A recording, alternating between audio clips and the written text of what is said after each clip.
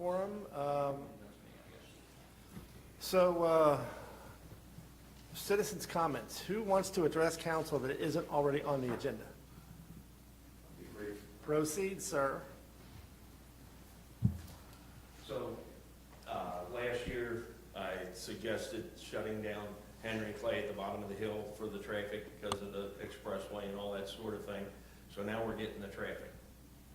We're getting inundated with traffic on Henry Clay. That's mostly, all day long, but mostly in the rush hours. And they don't stop at the stop signs at all. They don't follow speed limits. You can tell that without clocking them. And up at Fayette and Henry Clay, nobody bothers stopping in either direction for the stop signs. And school season's coming up next week, the week after, and there's more young children in the neighborhood and more families in the neighborhood. And it needs to be at least observed or addressed, or set a car up there and start tagging people. Yeah, I mean, we can certainly set up some more police presence there and try to tamp that down. But as you know, that's always only a temporary solution. You know, council, I don't know if that's something you all want to revisit. Did we ever do traffic counts some time ago? I think we did. Do you remember when we did traffic counts? I can look it up real quick. I mean, I wonder if It would be we could do- years, I can tell you that, 'cause I live right there. Yeah, no, I wonder if we. We had the speed trailer on the, it was last year, East Henry Clay near Bluegrass, Okay. last year for a little over a month. But yeah, it's like Jeff said, it's been a little over a year. And I just wanted to bring it to your attention that is the traffic is starting to pick up. You know, to where, and it'll only get worse as as these more ramps and things get shut down and it gets crazier and crazier. And we're not getting tractors through there, but we are getting some commercial trucks coming through. Well, Not that so- they're breaking any law, but. So in the short run, you know, we could definitely increase the police presence there. We can take the radar trail over there, get some traffic counts and so forth, and see what we see. I mean, I think that's the best short-term solution, and then depending on what comes out of that, you know, have another conversation with council. Anyone then got? Yeah, I mean, I do, I'm sorry, I'm just curious. Is your concern that they're speeding or just the volume of traffic, that they're creating a safety hazard in any They're way? creating a safety hazard if they're going over the speed limit and not stopping at stop signs, and it's a safety hazard. Yeah. They're creating risk. But I didn't Possible. understand that was what you were Yeah. articulating. So Yes. you're saying they're running stop signs and they're speeding? Yeah, I mean, Okay. I they're just- nonstop, I mean. and I was just trying to I can look, understand. sit at my table and look out my window and see the intersection, and nobody is stopping. Sure, absolutely. That's certainly a legitimate concern. That's basically all, so I won't take up any more time. I just wanted to bring it to your attention. Well, once we get some data, we'll get back to you. Thank you. Can You're you up. make that up there? Mayor, may I please say, please, I'm sorry, you didn't say anything. No, it's no secrets. It's on say, I think, you signed in, didn't you, Tim? Sign that. Yeah. Okay, thank you, sorry, I'm sorry. I actually spoke with Mr. Bethel on the situation. So you don't want to talk now? I mean, you're welcome. I mean, you're going to be on TV and everything. Our 4 viewers at home are going to. The only thing is you get the wrong shirt. Should be Ohio State University there. This is the first university in Ohio. My cousin, I like it. I went to Ohio State, so. I like that one better. Yeah, you're both wrong because you're in Kentucky. Nobody cares about that. That's right. All right, so is there anyone else that's not already on the agenda that wants to address council? All right, so I would ask to amend the agenda and move the resolution and the proclamation related to Jill up before the minutes so that her family doesn't have to sit here and listen to all the rest of this incredibly riveting stuff. We can try to get them out of here at a reasonable period of time. And also, since the folks from Lexus are here, I would suggest that we move it up as well. So I guess what I'm asking for is, can we move Jill's stuff up before the minutes, then we'll do the minutes, then we'll do Lexus. Everybody good with that? Make a motion to amend All the right, minutes. motion to amend, second Witt. Roll call, please. Mr. Wessels? Yes. Ms. Witt? Yes. Mr. Collins? Yes. Ms. Ross? Yes. Mr. Wall? Yes. Mr. Weber? Yes. All right, appreciate you all being being cognizant and appreciative of everyone's time so they don't have to sit and listen to all the rest of this stuff. So with that, Resolution 08-2026. It's a resolution regarding the unfortunate for us, but fortunate for Jill, retirement of Jill, our city administrator. So do we? Do you want me to read it? I'll read Probably typed it, made it. Oh, that hurts. That hurts. I slaved over this, over a hot keyboard all day long on this thing. Okay, I need a drink. It's long. Probably need my magnifying glass too. Resolution 08-2026, August 5th, 2026, a resolution of the City of Fort Wright, Kentucky, expressing its deepest appreciation to City Administrative Officer Jill Kane Bailey for her years of dedicated public service and congratulating her upon retirement after 31 years of distinguished service to local government. Whereas Jill Kane Bailey began her career in local government on September 14th, 1993, embarking on a profession devoted to public service and the betterment of communities she served, and whereas Ms. Bailey served the citizens of the city of Taylor Mill for 23 years and the citizens of Fort Wright for 8 years consecutively, earning the respect and admiration of elected officials, employees, and residents through her professionalism, integrity, and unwavering civic spirit, and whereas it was on 21 May 2018 that Ms. Bailey joined the City of Fort Wright as its City Administrative Officer, and during her tenure she provided exceptional leadership, sound financial stewardship, and dedicated service to the mayor, City Council staff, and citizens of the city. And whereas throughout her career spanning 31 years, Ms. Bailey has exemplified the highest standards of public administration through her knowledge, compassion, fiscal responsibility, and steadfast commitment to ethical and transparent government. And whereas during her tenure with the City of Fort Wright, Ms. Bailey worked tirelessly with the Fort Wright City Council on numerous accomplishments and challenges with professionalism and grace to ensure the continued success and stability of the city. And whereas Ms. Bailey's leadership extended well beyond the walls of City Hall, as she actively contributed to the advancement of local government throughout the Commonwealth through her service to professional organizations and her willingness to mentor and support fellow public servants. And there's only like 30 more of these, so take a pill, folks. Whereas Ms. Bailey, whereas Ms. Bailey's leadership, I'm sorry, I threw myself off there. Whereas her strength, resilience, and determination have served as an inspiration to all who have had the privilege of working alongside her, and her kindness, wisdom, and dedication have left a lasting impact on the City of Fort Wright. And whereas Ms. Bailey will conclude her remarkable career in public service upon her retirement effective August 31st, 2026, leaving behind an enduring legacy of excellence, integrity, and unwavering dedication to the community she has faithfully served. Now therefore be it resolved that the City of Fort Wright, Kentucky wishes to hereby congratulate CAO Bailey by extending this resolution as an expression of our pride in your accomplishments, countless contributions, and commitment to our community. We wish you much success in all your future endeavors. This resolution shall have the full effect and force of law upon passage according to the laws and the ordinances of the Commonwealth of Kentucky and under my signature this 5th day of August 2026. Dave Hatter, Mayor. So do we have a motion to approve Resolution 08-2026? I'll second it. Collins and Ross, any additional discussion?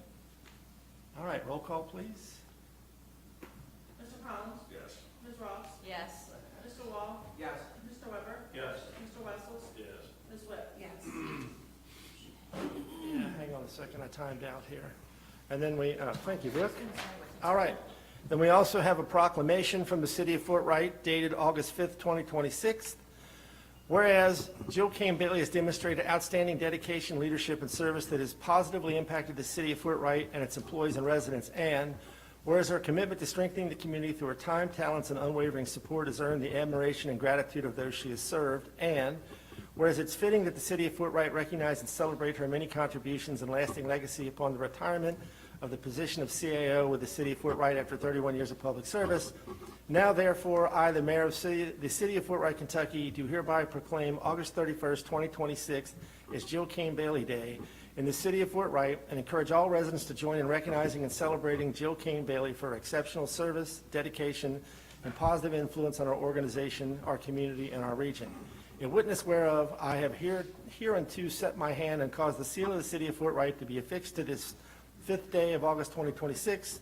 This proclamation shall have the full effect and force of law upon passage according to the laws and ordinances of the Commonwealth of Kentucky. So do we have a motion to approve this proclamation for Jill Kane Bailey Day? Yes, I'll put it forward. All right. Ross, second. Weber. Any additional discussion? All right. Roll call, please. Ms. Ross? Yes. Mr. Weber? Yes. Mr. Wessels? Yes. Ms. Witt? Yes. Mr. Collins? Yes. Mr. Wall? Yes. All right, so your last day, Jill, it is. Jill Kane Bailey Day. You need your copy back, yes, Oh, sir. yes. So, well, yeah.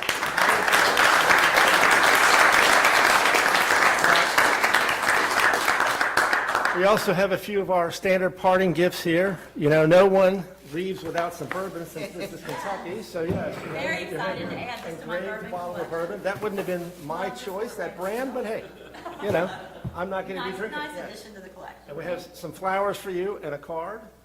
I don't know if you want to get some photos with your family. I have some things I want to say, and I'm sure council will as well. But again, I don't want to make people stick around any longer than necessary. Yeah, so- well, they're here for the long haul, but I would like to have a photo with Yeah. my family. Yeah. Yeah, and of course, I'm gonna need somebody to take that. You don't want me. Yes, I would like you to. Yeah. We need that. Get out of the So way. you'll need to come up and, Come on, family. yeah, Margie, I would love for you all to be in the picture also. Where's my I'd rest? love to be in it. If you would. Sure. Where you want us? Just stand back here. If She want wants you to right be next to her. here. You gotta keep moving. Take a picture of somebody else. Yeah, somebody just take a picture of All that. right, up here. Why don't you Up here, now. take some pictures without me?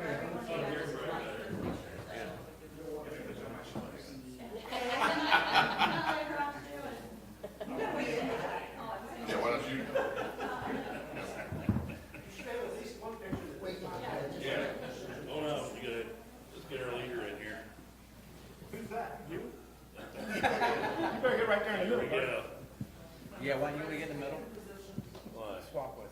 I'm stuck between you two short guys. You should stand over here next to me and put your hand up my shirt, so I know what to say.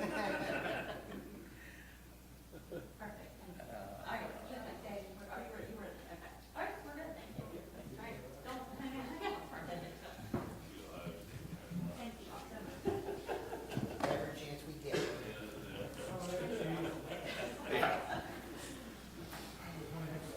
See what I got. I stay every week.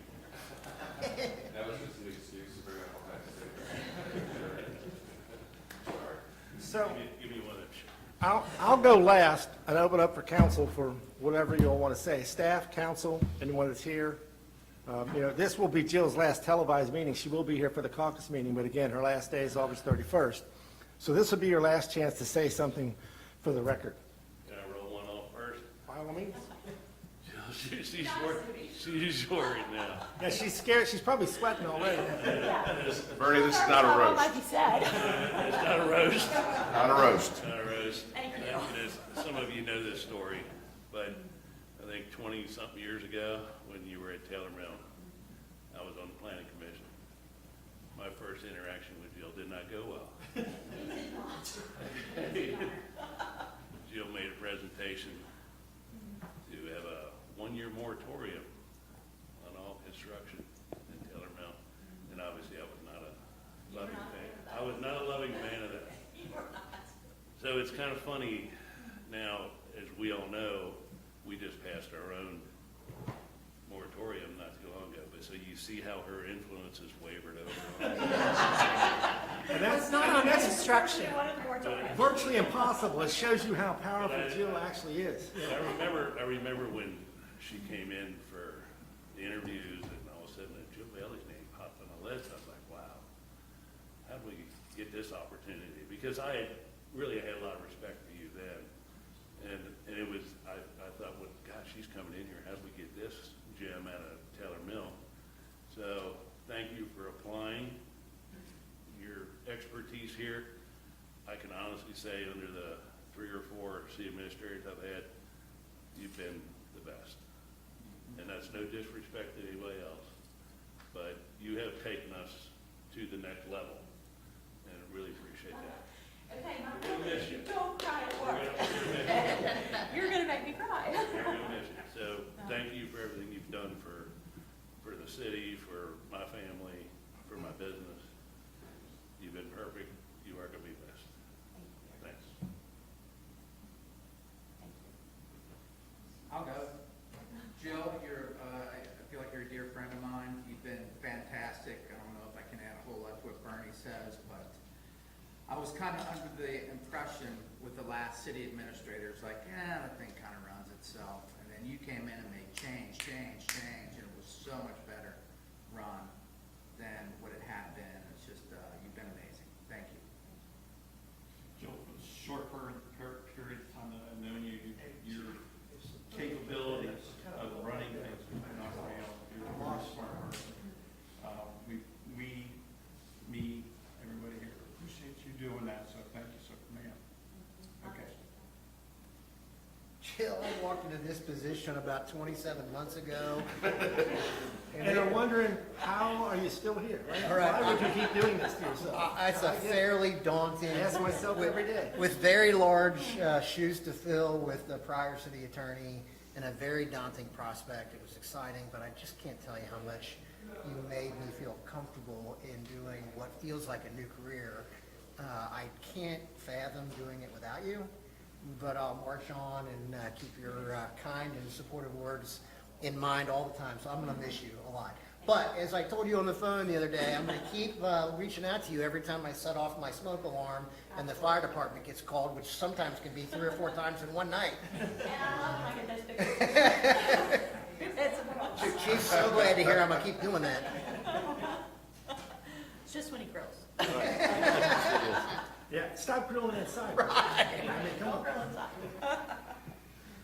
Yeah, I mean, for me, I haven't known Jill for very long, but I really appreciate you just helping me try to figure out counsel. And I don't know if I've met anybody that has more information stuffed into her brain that she can just whip out very quickly. So I appreciate that. I appreciate everything done for the city the last several years, and hopefully you won't be a stranger. Definitely be back to visit, so, thank you. I'm like Don, I haven't been around that long, but, you know, I'm sure your eyes just roll every time you see my name pop up on your phone. What dumb question does he have now? But no, you've really taught me a lot about how things, the right way to do things, the protocol that goes on. I never imagined all the stuff behind the scenes that goes on, and I don't know how your shoes are going to be filled. Gosh, well, I'm in the unenviable Yeah, position you're of being last. Everything's been said so eloquently. Thank you so much for all you've done, and I just wish you the best of luck in the future with all your endeavors, and samples are always appreciated. Plenty of those. But thank you so much for all you did for the city. And I will add, if I can, just really quick, and I just looking at your family in the audience reminded me when Dave Ablin stepped down, and his family came in, and I drove home that night and went, oh, I can't believe I didn't say that to Dave's family. You all, and I've gone through a parent, you know, years and years ago, retire, we went to my dad's retirement party and everything, and, you know, the speeches were given and all that. And the one thing I want to say to you all as her family and as her kids and all that is you should be so proud of your mother. I mean, truly.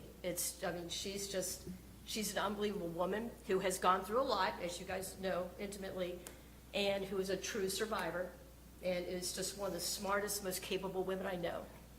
So, congratulations.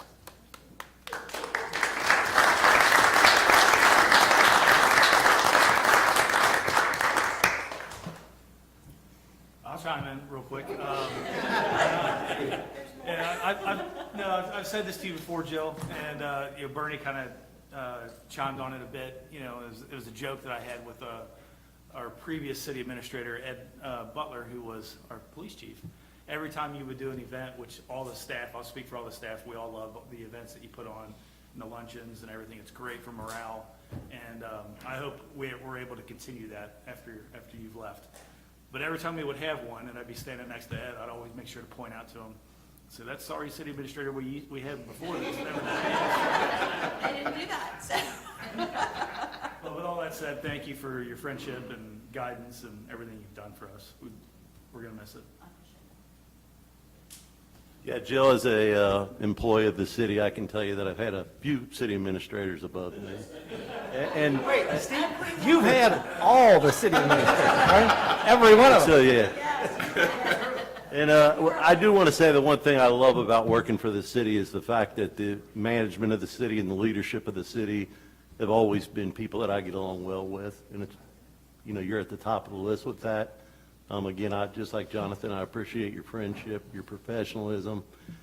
I do know that you set that agenda and you put your family under there because you wanted them to suffer through a little bit of this. They changed it up on See that. what you've been, They've never come to a meeting before.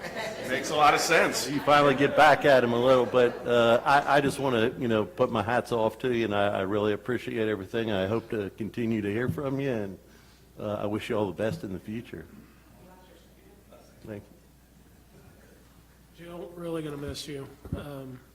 You're my, in this position, the second administrator, and Ed was only here for a few months when I moved into this spot. I'm going to miss you. I appreciate everything you've done for us, the staff. I appreciate your friendship, and keep in touch. We'll have lunch. oh, yeah. Oh, We're going to set aside a couple of turkey logs just for you. Yeah, thank you. Yeah, go ahead. I feel like I just got here and you're already leaving, and that's not fair. I wanted to learn so much more from you and pick your brain. But thank you for bringing me on here. Everybody's been great, and I'll miss you. But I know I'll see you around. Well, you get to see me at family stuff. That's right, I do. Well, I'll tag on tonight, Oprah, and say thanks again for bringing me on again, and giving me a chance. Now that we're not coworkers, we can take vacation and maybe go on a cruise. I am ready to go. But thank you again, because I like my husband said, it feels like we just got here. Really nice. Much appreciated.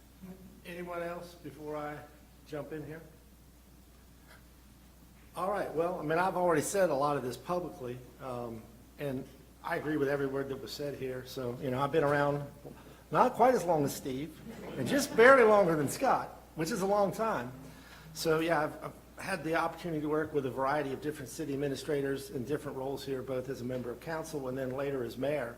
And, yeah, there's no doubt, Jill, you are by far the best city administrator we've ever had by a good margin. And like Bernie said, I'm not trying to disparage anyone that sat in the role before. You brought a lot more experience to the role, I think. And like Donna said, you're just sort of a walking catalog of city-related knowledge. You know way more than me. And there's, to whatever extent this city is successful, it's really not because of me. It's because of council and staff, and especially you. You're the glue that holds it all together. You're the one that keeps me in line. You're the one that keeps things moving along the way they're supposed to be. It's not because of me, it's because of you. And the only reason I've lasted as long in this role as I have is because of you. We have an amazing council and staff, but, you've made this a lot easier for me because I trust you. I know you have the best interest of the city at heart. We understand how to work with each other. So, yeah, I have enormous respect for you. I did want to take a second to point out, because Donna sort of touched on it, obviously you went through some very significant health issues along the way and still managed to do a great job despite all of that. And I think Donna hit on another topic too. I know from having worked with you now for almost 8 years, how much time you've put into this. I'm calling you at 10 o'clock at night.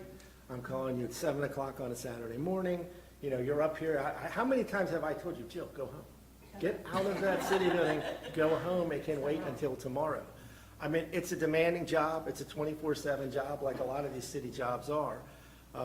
You're here at all kinds of crazy hours. You're dealing with all kinds of crazy stuff. You're dealing with public works when the snow trucks are out, and the police department. So I know how demanding it is. I know the kind of toll that takes on your family, like when you're not there for their events and, that sort of thing. So thank you all for sharing Jill with us. I'm sure it's taken its toll at times along the way because, again, it is a very demanding job. You've got a lot of responsibilities. You've got a lot of people with different interests, pulling at you all the time. And then you got to deal with me, which is the worst part of the job of all. So, that in and of itself is like the shortest possible straw you could pull.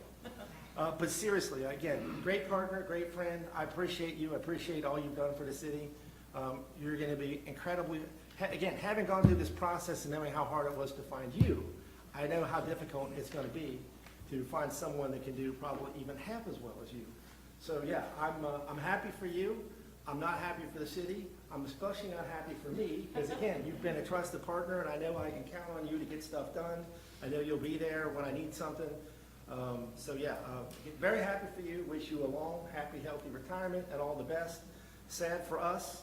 We'll figure it out. As a reminder, folks, we are hiring to replace Jill. We'll continue to put that information out there. The deadline to get your stuff in is the 18th. And again, there'll be one more meeting with Jill, so if anybody else has anything they want to say, now's the time to say it, to at least get it permanently immortalized down at TBNK. So, If I could say a couple things. shoot. But one last thing. So again, thank you. Yeah, we just wish nothing but the best for you. Thank you, I appreciate that. I wish I would have made better notes about what I wanted to say, because I'm sure I'm not gonna cover everything. Just wing it, like me. First- I'm always making it. First of all, I want to thank you for not mentioning any of the things I've screwed up over the years. So, there's been plenty of mistakes made. It's a learning process. Every day is a new adventure in city government. But I want to thank each of you all, because you have been remarkable to work with, from elected officials to the staff to the residents. It's been incredible. Fort Wright has been an amazing community. I'm so grateful to each of you all for selecting me and trusting me to lead your organization. It's been a great ride. Unfortunately, it's ending much sooner than I wanted it to.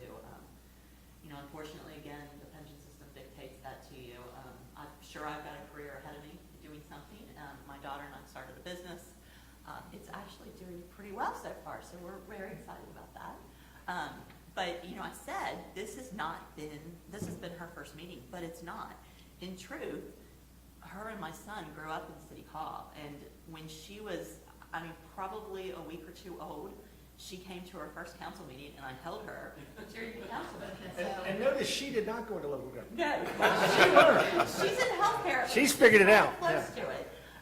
But they did grow up at City Hall, and we spent a lot of time there. And they spent a lot of time growing up there. So my family did put in a lot of time, and I am grateful to them for that. I'm grateful to all of the elected officials I've worked with, everybody from associations across the board. Bernie, I remember my first interview here. I remember coming in, I think the interview literally lasted about 10 minutes. And one of your questions was, nice. let's talk about that moratorium. Okay, so I remember leaving that interview thinking, that was the shortest interview I've ever had, and I'm pretty sure I didn't get this job. So I was elated when they called me afterwards and offered it to me. So I was very happy to accept. It's been a great ride. Can't thank you all enough for the opportunity. And when I was sick, the support that everyone here gave me and my family was tremendous. And I am exceptionally grateful. So, I said I was crying. You're allowed to, that's okay. Sorry, rule number one, you don't cry at work. So Dad even said to me, don't cry. I'm like, you're right, don't cry at work. So it has been a great ride. I always said if my career ended immediately, I had a great ride. So Well, yeah. thank you all very much. Thanks, Jill. You're welcome. Thank you, Jill. Big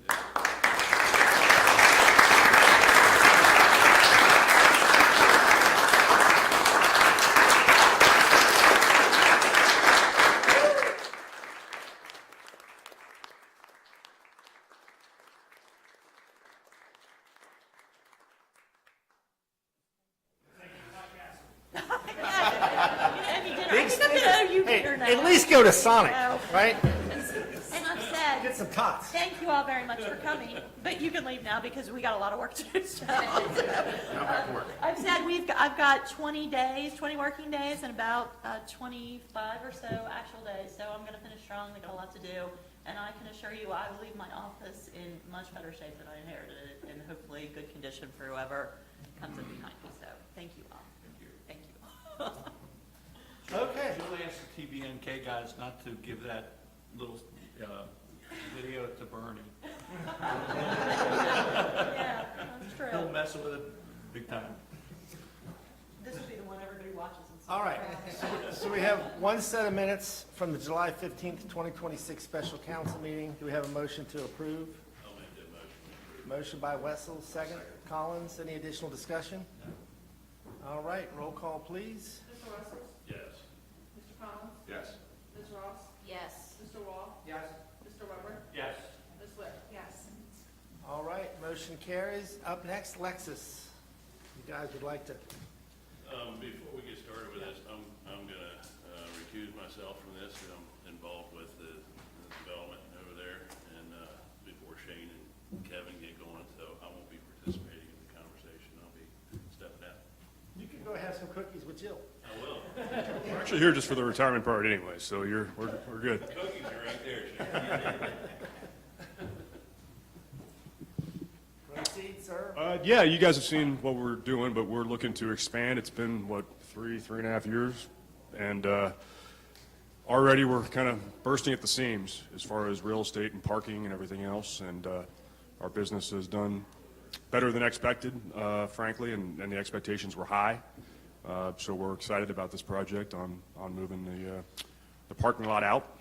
It's obviously going to take some lighting and some drainage and sewer systems and everything else, but that's what we're looking to do. You know, we'll get as many new cars as they send us, but this is really for used car expansion, which we're a little bit limited on right now with real estate. And we'll take any questions. Jeff, do you have the drawing of that? Yeah, I do. Marty's got mine. Do you have yours? Yeah, I have mine in my packet. I can just get it loaded. And is this development still for more Lexus automobiles? Is this still a Lexus thing, or is this? It's still Lexus. It's on a different lot, but it's still Lexus. And at some point, there will, you know, we'll put something else there, and this could be part of that project or not. You know, we may have to take it down, which we will, but for the foreseeable future, it's Lexus expansion. Just to be clear, it's expanded parking. Because of the volume that we're generating, we simply need more for customers, employees. We've expanded, 50 more employees than we started with. It's just been a great situation for all of us, and unfortunately, we didn't plan to accommodate the kind of growth that we've seen already. So it's just expanded parking for inventory, for customers and employees. And this is the current plan that they have submitted. And I think you've got a future, you can see the building on there potentially for the future dealership. And is your plan is just to construct over the parking spot, or to construct over the parking spot if you build the building in the future, correct? Correct. So if you see this, so the expanded parking would allow us to go, I guess we're going the other way, right? So this is a footprint of a potential dealership if we could find one, but for now, it's simply just the parking for the Lexus. But if we have to, if we need to, and find a small, because that's really not a very large lot over here. But if that comes to be, then we will pull up some of the expanded parking that we're designing now, and we will build a building there, back in that spot. So, yeah. Are you actively looking for a dealership there? Yeah, we always are. Okay. Yeah, 100%. We're having discussions, not every day, but certainly every month. They're not that easy to come by. You know, there are only so many, you know, certain franchises in every market, and they kind of control that. So it's not as easy as just raising your hand. But we're closer on some. But actually, you know, with the inventory situations being as they've been since we moved Lexus here, it's, you know, more factories have been saying, why do we need to expand right now? We don't have cars to ship anywhere to our current dealer base, so why would we expand dealerships? But I think that'll change in the coming future. First of all, we're glad Lexus is in Fort Wright. Appreciate you guys being here. Thank you. What are you planning on doing between the new parking and the street? Are you going to put some landscaping in there? Was that part of the plan? The plan calls for it to meet the landscaping requirements. Okay. So yes, I think you'll see that you will see some islands that will continue the kind of landscaping. We will have the existing, so. There's a bunch of trees in there. Are you taking those down and going to fix that up? No, it'll just be trimmed to Okay. enhance the visibility. Okay. But yeah, we're not talking about knocking out a whole bunch of, actually, we've got a project in the next couple of weeks to clean up that fence line, you know. Those locusts grow up overnight. It's crazy. So, yeah, that'll be trimmed. But yeah, we're gonna continue and meet all of the standard landscaping regulations. Okay. In the area to the left of the new parking lot, you're going to clean that up too? You mean like this sort of vacant space Oh, yeah, the up at the vegetation, property that line? will definitely be part of this project. Yes.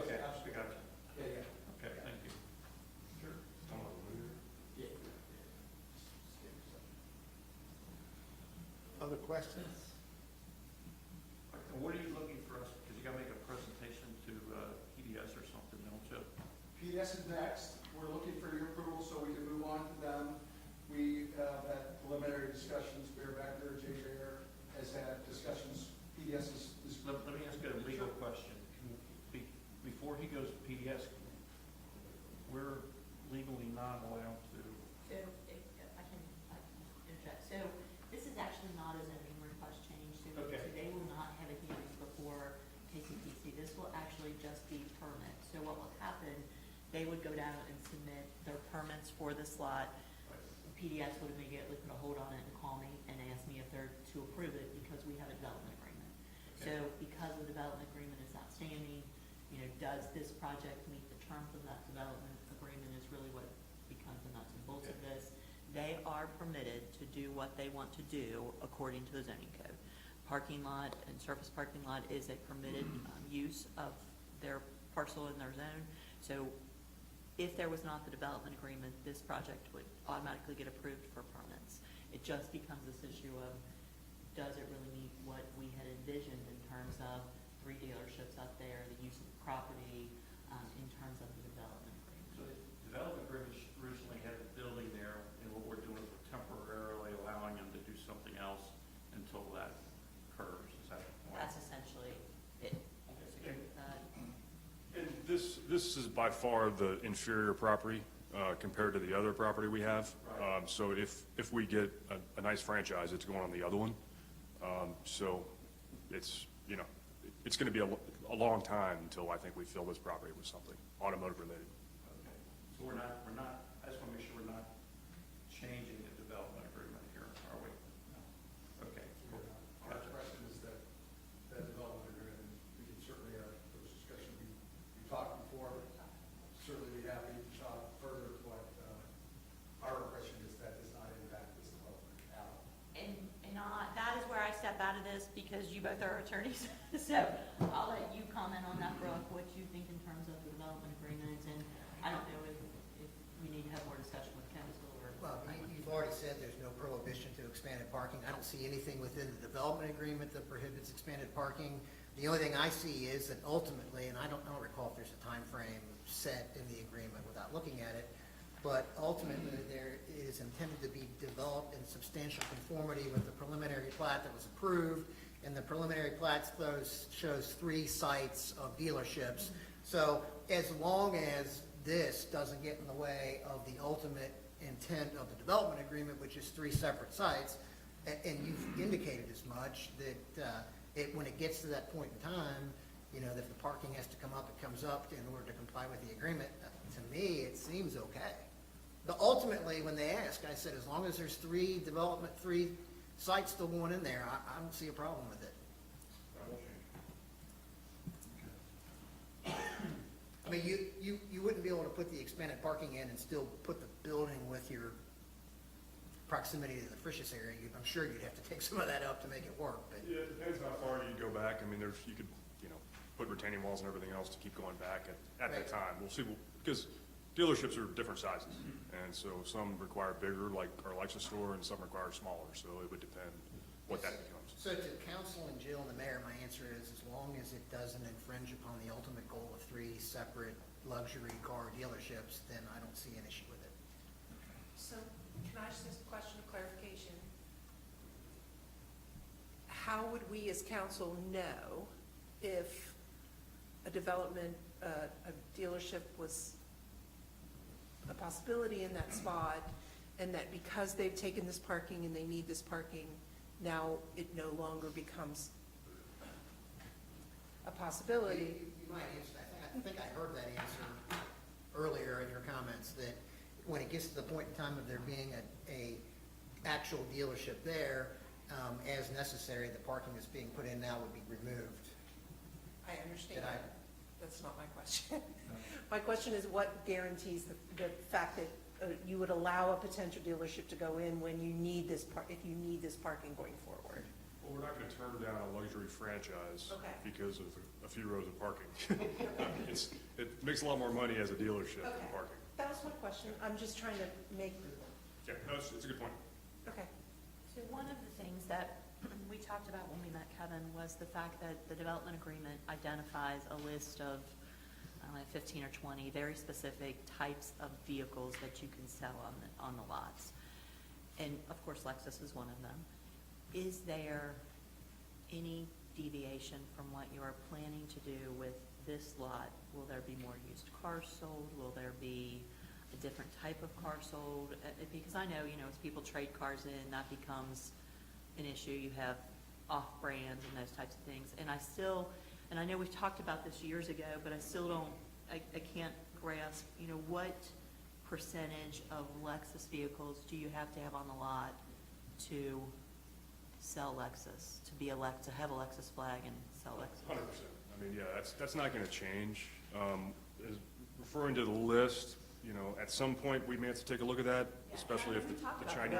Some of those vehicles. I wanted to dovetail off of that, Shane. That list is pretty old now. Yeah, no, So it's, that was gonna be my question, is that list, I mean, obviously, some of those brands are still around, some aren't. Is that list still relevant? Is that something we need to look at some point? Because what I wouldn't want to do is restrict a possibility because it's not on that list, if it's something that makes sense for you and for the city. we look at it every once in a while, and if there was something that we wanted to add to it, we would certainly ask you, which I'm sure would hopefully be a fairly straightforward conversation. But the only caveat to what we just talked about is Toyota/Lexus is coming out with like an extremely specialty brand. It's called a separate franchise, and we are going to be housing it at this location. It's called GRGT. We're going to sell 1 or 2 a year. So, and it'll never actually set foot on the lot. We're just building a showroom for it to retail it and have a nice retail environment. Is that the car that's in the dealership now in the showroom? No, this is Okay. even more special one. Yeah, Oh, I was gonna say, I saw that, it's yeah, look this impressive. one up, it's kind of crazy, but it's called a GRGT. They just announced that we had decided to be a dealer, so there might be one of those on the lot, but, when you're looking at 600 other cars, that's the only space that'll be taken up by that. And that's all inside, there's nothing changed on the outside. Are there gonna be any plug-in stations for any of those things on the site, electric cars? Are you gonna have those Yes, parking spots? on the south side. Yeah, on the south side, we are contemplating those. And does that make the lot then more valuable or more difficult to replace at some point in the future? Because you have those types of, that type of equipment and those types of plugs, and you have electric service to it. Does that then make it not advantageous to tear it out and put a building there? Are you talking about the new? The new lot? Oh, the new lot, there will You're not not gonna be have chargers any, there. Just service cars? No, Okay. just right near the building. Okay, so you're gonna have it then on the, Yeah. the other side? This will Okay. just be parking Okay. and lighting. I think. And landscaping. Congratulations on the need for the expansion. You guys are doing well. Thank you. Thank you. Other questions? Because that's what I wanted to say. I mean, again, we appreciate you guys being here in Fort Wright. Happy to hear about your success and that it's actually driving the expansion. You mentioned like 50 new jobs. I'm just curious, do you care to elaborate a little bit more about that? I mean, I think it'd be interesting for people to hear because, the jobs are good, taxes are good. Again, I don't want to put you on the spot, but if you care to elaborate at all about the success or anything, I think we'd like to hear it, so. I don't know the exact number that we've added, but we've added tens of jobs for sure, and they've been all over the board. I mean, mostly sales, but certainly technicians and service advisors, and in order to process cars, you need people to do pickup and delivery with our service customers, and we've hired a bunch of those, and valets on the lot, and lot techs, and people that clean cars, and I mean, there's just a lot of people that you need, and when you expand, you have to expand the people base too, and so we're That's good. excited to be employing more people, for sure. That's good. Anyone got anything else? I can say as somebody living in this area, you guys are great to the area as far as sponsorships and supporting the schools and the different, I see your name everywhere, so it's fantastic to see that you guys are doing that type of stuff. Well, we've got a beautiful facility with an outdoor roof deck in the summer, so if you guys. It is an awesome facility, charity Shane. events or, whatever you guys. I like you just come in and look at the LFA once in a while. Just gaze upon it, You're not allowed to get that close to it. For sure. Maybe get somebody to start it up. That would be even better. Yeah. Fills it up pretty well. Yeah, it's the sound. If you've never heard an LFA, I encourage you to look it up online and then go get them to start it up for you. You've never heard anything quite like it. And congratulations to you, you're out my first Thank you start. so much. And both of you gentlemen have been fantastic to work with through the years. I appreciate. You're irreplaceable, so good luck, Dave. Yeah, I need it, Shane. I need it. If you have any suggestions, you know. All right, well, thank you, guys. Unless you have anything else for us, thank you, and we'll be in touch. Thank you. Thank you. Okay, so we will go back to our regular order now. Pickett Drive update curbs. Marty Hellman. So Marty is littering our agenda with lots of things, so you might want to skip around a little bit and let him kind of cover some of those things too. Yeah, that's okay with me, if it's all right with y'all. Yeah, so Pickett Drive, so last year, 2025, we had resurfaced General Drive and Pickett Drive. Pickett was an old concrete street that at one point had been overlaid with asphalt pavement. So it had kind of just been pushed up against that old road curb. It kind of had a short curb. Last year, we milled off the old asphalt pavement, put back new asphalt pavement to about the same height. We replaced several curbs along that prior to the resurfacing. During the course of that resurfacing and I guess the subsequent winter, there's been several other areas that have come to light where the curb is in pretty bad shape. Originally, we were working with Wrigler Blacktop, who's our contractor over there, to look at patching in some of that. We came to realize some of those sections are bad enough off that the patch isn't going to work. We really need to come in there, saw cut out the old concrete and put it back in. So we've been working with them to identify the areas where that needs to happen. So we sent this over. Kind of the areas in blue are the areas that we think we can just patch without taking out the old curb with like a concrete, so it would be a gray patch, not an asphalt patch. And the areas marked in red are the ones we think that we need to take out. And we're able to not damage the asphalt or minimize damage on the asphalt, I would say, because these are in yard areas, so they'll have to kind of dig back into the yard a little bit in order to get that curb out without also ripping out the asphalt. So we had worked with them to get a price. You know, we got to pay Wrigler. This isn't something that Wrigler damaged. It's just the curb's old. We checked it before they resurfaced it. We marked everything I think that we thought needed to be replaced at that time. Some of it just has kind of fallen apart since then. So we got a price from them between the patching and the curb repair.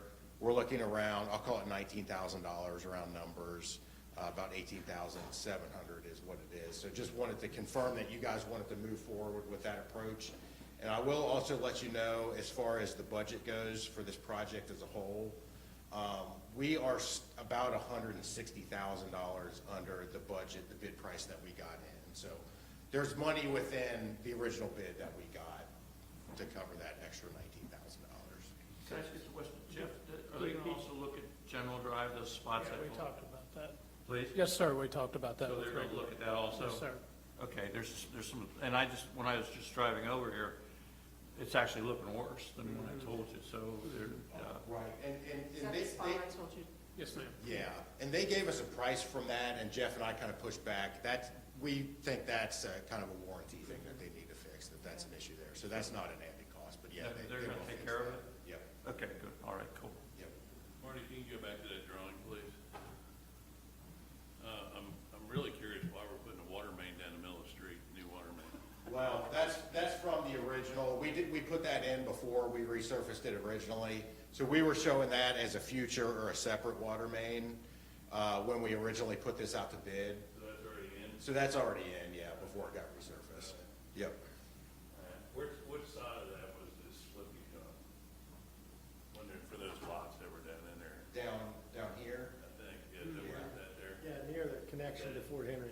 Oh, yeah. Is that- Well, no, it's up further. Up further was Behind the buildings. yeah, behind that one house, that started sinking, the homeowner put dirt in it, which made it worse. What's going on with that? Is that affecting the street at all? Well, no, No, it's not affecting the street. I think the biggest problem with the street is that it's in a valley and all the water comes down there and gets underneath of it. What happened to that was, the testing company, what's the name of them guys? Who does the Geotechnology or No. Terracon? Thielen came out and tested it. They couldn't find the bottom, okay? They determined that there's a river under there, and what was going on was the river was running down and was pulling the dirt down as they went. So what they went down was they went down and they made a crown and then pushed all the dirt to the side and filled it back up. And that's how they repaired it. Okay. Would you recommend going forward when we do repaving projects like this, that we address those curbs in addition?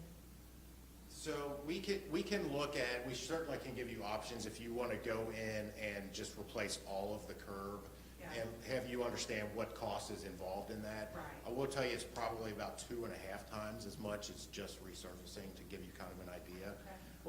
I have a similar question, so I don't want to cut you off, but I want to maybe ask it in a slightly different way. So if you have a lot more detail for Margie, finish what you were going to say, or otherwise I will sort of dovetail off of that.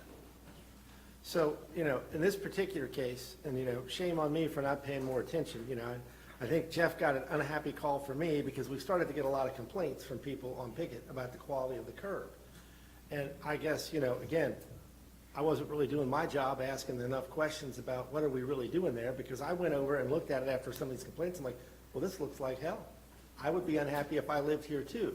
You got a crappy curb, you got a nice new surface, a crappy looking curb, and then like blacktop is jammed in holes where the curb was busted. I'm like, did we agreed to this?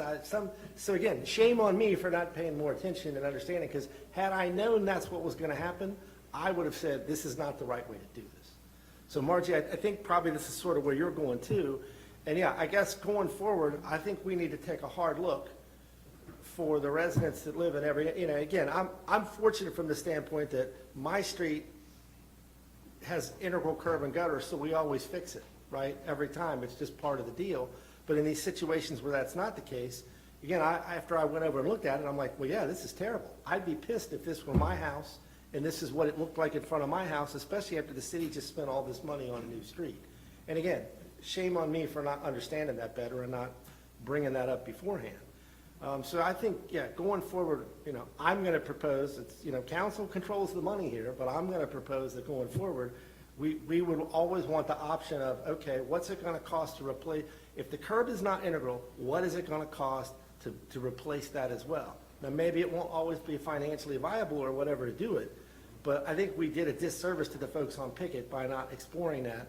Again, I know I would have been highly pissed off if I lived in some of those houses and saw, like, I came out and my curb was all blown up and now there's some blacktop. And so it not just looks bad, in my opinion, it looks worse because now you've called out this big hunk of blacktop where a hole was. So, again, I'm not trying to blame you guys or Jeff or anyone else. I'm saying, at least speaking strictly for myself, I did not really understand what we were doing. I didn't do enough due diligence on it, and I think going forward, we at least need to have the conversation. Again, if it's going to double the price of the project, maybe that's not viable, but we ought to at least have the option.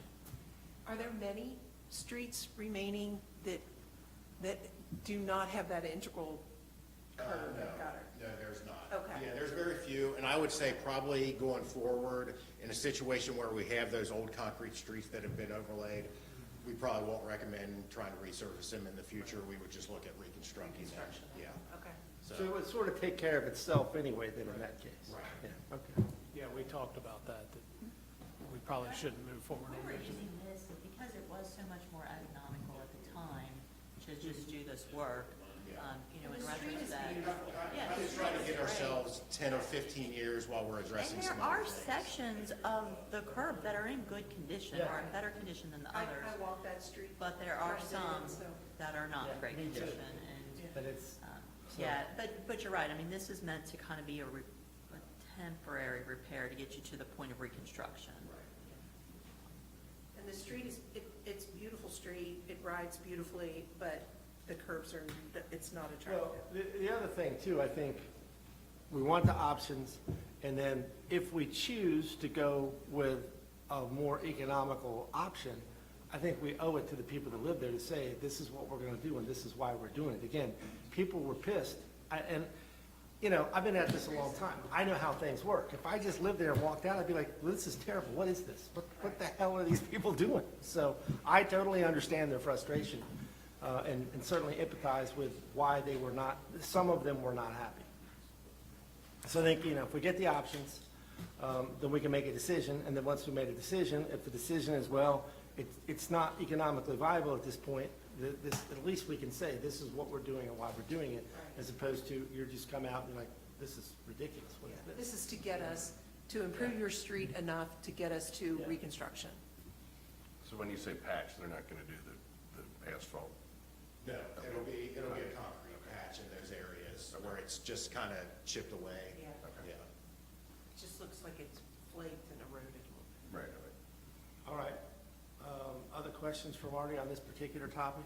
Do we need to tell him to go ahead? Yeah, I mean, you need approval for 19,000, right? Okay, so you want to give me a motion to approve the additional $19,000 expense, which is already budgeted because this project came in under? I'll make a motion. So motion by Weber, second. I'll second it, or Bernie can. Second by Ross. Any additional discussion? All right, roll call, please. Mr. Weber? Yes. Ms. Ross? Yes. Mr. Wall? Yes. Mr. Wessels? Yes. Ms. Litt? Yes. Mr. Collins? Yes. Okay. Let's see, Marty, you are also on here for salt storage building bid results and 5-year road plan. Whichever one you would like to go with next. So before we get into Yeah, the go salt, ahead, Jason. I do have a conflict with this. Shruti and Zimmerman is one of my customers, so I can either excuse myself from the conversation or. I think the appropriate thing to do, appreciate you pointing out the possible conflict. I think you should just do what Bernie just did. That's fine. Just excuse yourself, walk out there, and we'll come get you when it's done. No, that's fine. Don't eat all the cookies, though. Yeah, send us a few good. Might want to pass that tray around. There are cookies back there, by the way. Yes. Okay. All right, so we had the bid opening for the second phase of the salt building out there. The first phase was to do the initial site grading and get an asphalt pad in preparation for the building. We knew the building designs and permitting was going to take longer, so we wanted to go ahead and get that initial bid out so the site would be prepped when we had somebody on board so they could kind of hit the ground running with getting that building built. So they're out there working now. That initial phase was about $160,000. The second phase, the bids came in at about $460,000. And I think we were looking at overall project cost of about $500,000.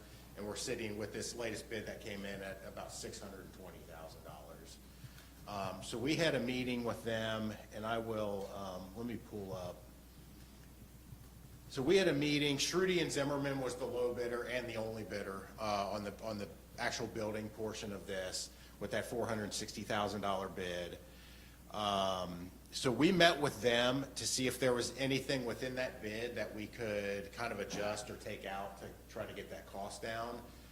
One thing we came up with was there was some misunderstanding about some things that needed to be done with some under drains for the buildings and with the footings for that building.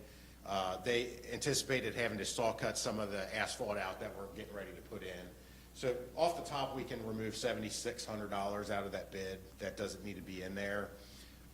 So some of the other items that we had looked at was we had put in an aluminum garage door, roll-up garage door, mechanized. The reason we used the aluminum is because of the exposure to salt. We're concerned about corrosion with that. So they gave us an option for a galvanized steel door, which would save about $6,500. I would say the aluminum is going to be much better for maintenance, and that $6,500 is probably pretty well spent if you want to go from the steel to the aluminum. The other option would be to remove the door entirely, and then they would have to block it off with some kind of a gate or fencing or something like that. So it's not going to be completely covered, but we could put something up during the summer where people aren't going to crawl in there. Removing the door would save about $16,000 off of that project. So that's one option that we had come up with. The other was that we were putting a brick veneer over this whole building. We had asked them what the cost of that was, so they had $36,000 in there to put the brick on. If we take that off, we're probably gonna wanna paint the exterior of that thing, which we're anticipating to be about $10,000. So if you swap out the brick for painted surface, you've got a savings of about $26,000. The other option we looked at is we were building the back half of that building up with like an earthen berm to kind of shield the back half of that. That also reduced the amount of brick that we needed to put on that, because half of that was going to be covered with dirt. If we did come in and just leave that off, we still would have berms, but it wouldn't be filled up against the building. We could save only about $10,000, because we need to still do a little bit of work around there. And then also, if you still want to go with the brick option and eliminate the earthwork, you've got added cost with the brick, because now you've got to put brick all the way down to the bottom on the back, whereas before it was covered up with some grading. And then the final option that we had looked at, and this would be your biggest savings, is we're putting on a wood shingled roof with shingles to kind of match the Public Works building out there. If we wanted to go from that to a fabric roof, that's a saving of about $56,000. And I've got some pictures here. I can kind of show you what the difference is there between those two.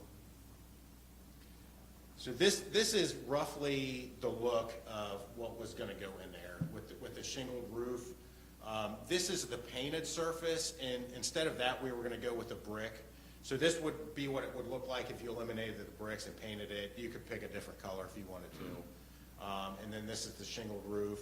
This is what it looks like with a fabric roof, and it comes in different colors. So this one obviously is white. They gave us some fabric colors here. So you've got a gray, kind of a maroon, a tan, a green, or a black. I would say the black or the tan brown would be your best options. So what the tarp is a 15-year warranty versus a 30-year Yeah, with the so the fabric's about 15 to 20-year life. The shingled roof's about 30 to 35. Please, a question. The brick, is that a veneer? Are you still doing concrete and veneering? Yeah, it'll still have the concrete base, and then it just gets brick on the outside Okay, of it. got it. Yeah. Okay, cool. If Jeff's gonna run into it, we wanna make sure he don't take Jeff will run into it. So is that guaranteeing anybody else? I don't want to cut you off, Marty, if you have other options. That's certainly the end of the presentation. All right, so let me say a couple of things about this, and then council, you can add in whatever you want or ask whatever questions. Everyone that knows me knows I am cheap, or some might say frugal, but I'll just go ahead and say cheap. You know, I'm not looking to spend a lot of money on things we don't need to spend money on. I tell people all the time, what I'm trying to accomplish here as mayor is leave you alone and let you keep your own money, right? That said, I think in the past, since I've been around for a long time now, we've been guilty of jumping over a dollar to pick up a dime that has bit us before. So thinking about the roof here, but I guess the main thing for me is, you know, there was some concern about this going up here. We've got neighbors in the neighborhood behind us that butt right up against this thing. You know, I think we have a duty to do this right, to make it look nice. It's right in the heart of the city. It's right on our campus. I think it's hypocritical for us to put in some crappy looking thing and then go around and tell people they have to improve their property. You know, again, so from an aesthetic standpoint, I think it should look as much like the existing buildings here as it can. I think we need to invest enough that, you know, I'm not looking to turn this into a Salt Taj Mahal or anything, but, you know, I think it needs to look as much like the rest of the stuff on this property as it can. It should blend in. It should not create a concern or an issue for the people that live behind it.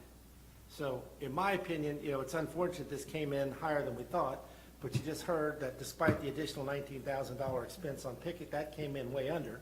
I think, you know, you can go back and look, and we've done well recently with street programs coming in under. You know, I think we should, again, council's going to make this decision, but I think we should make this look as nice as reasonable so that it does not negatively impact the neighborhood, the community, this site. And again, I think it's hypocritical for us to build something that doesn't look very nice and then tell people, well, your property is not up to snuff. So just my 2 cents on it. Question to roofing, okay.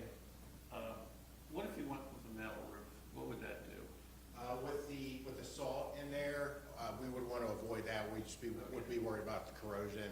Even though it's way up high, it gets in the air and circulates there, so.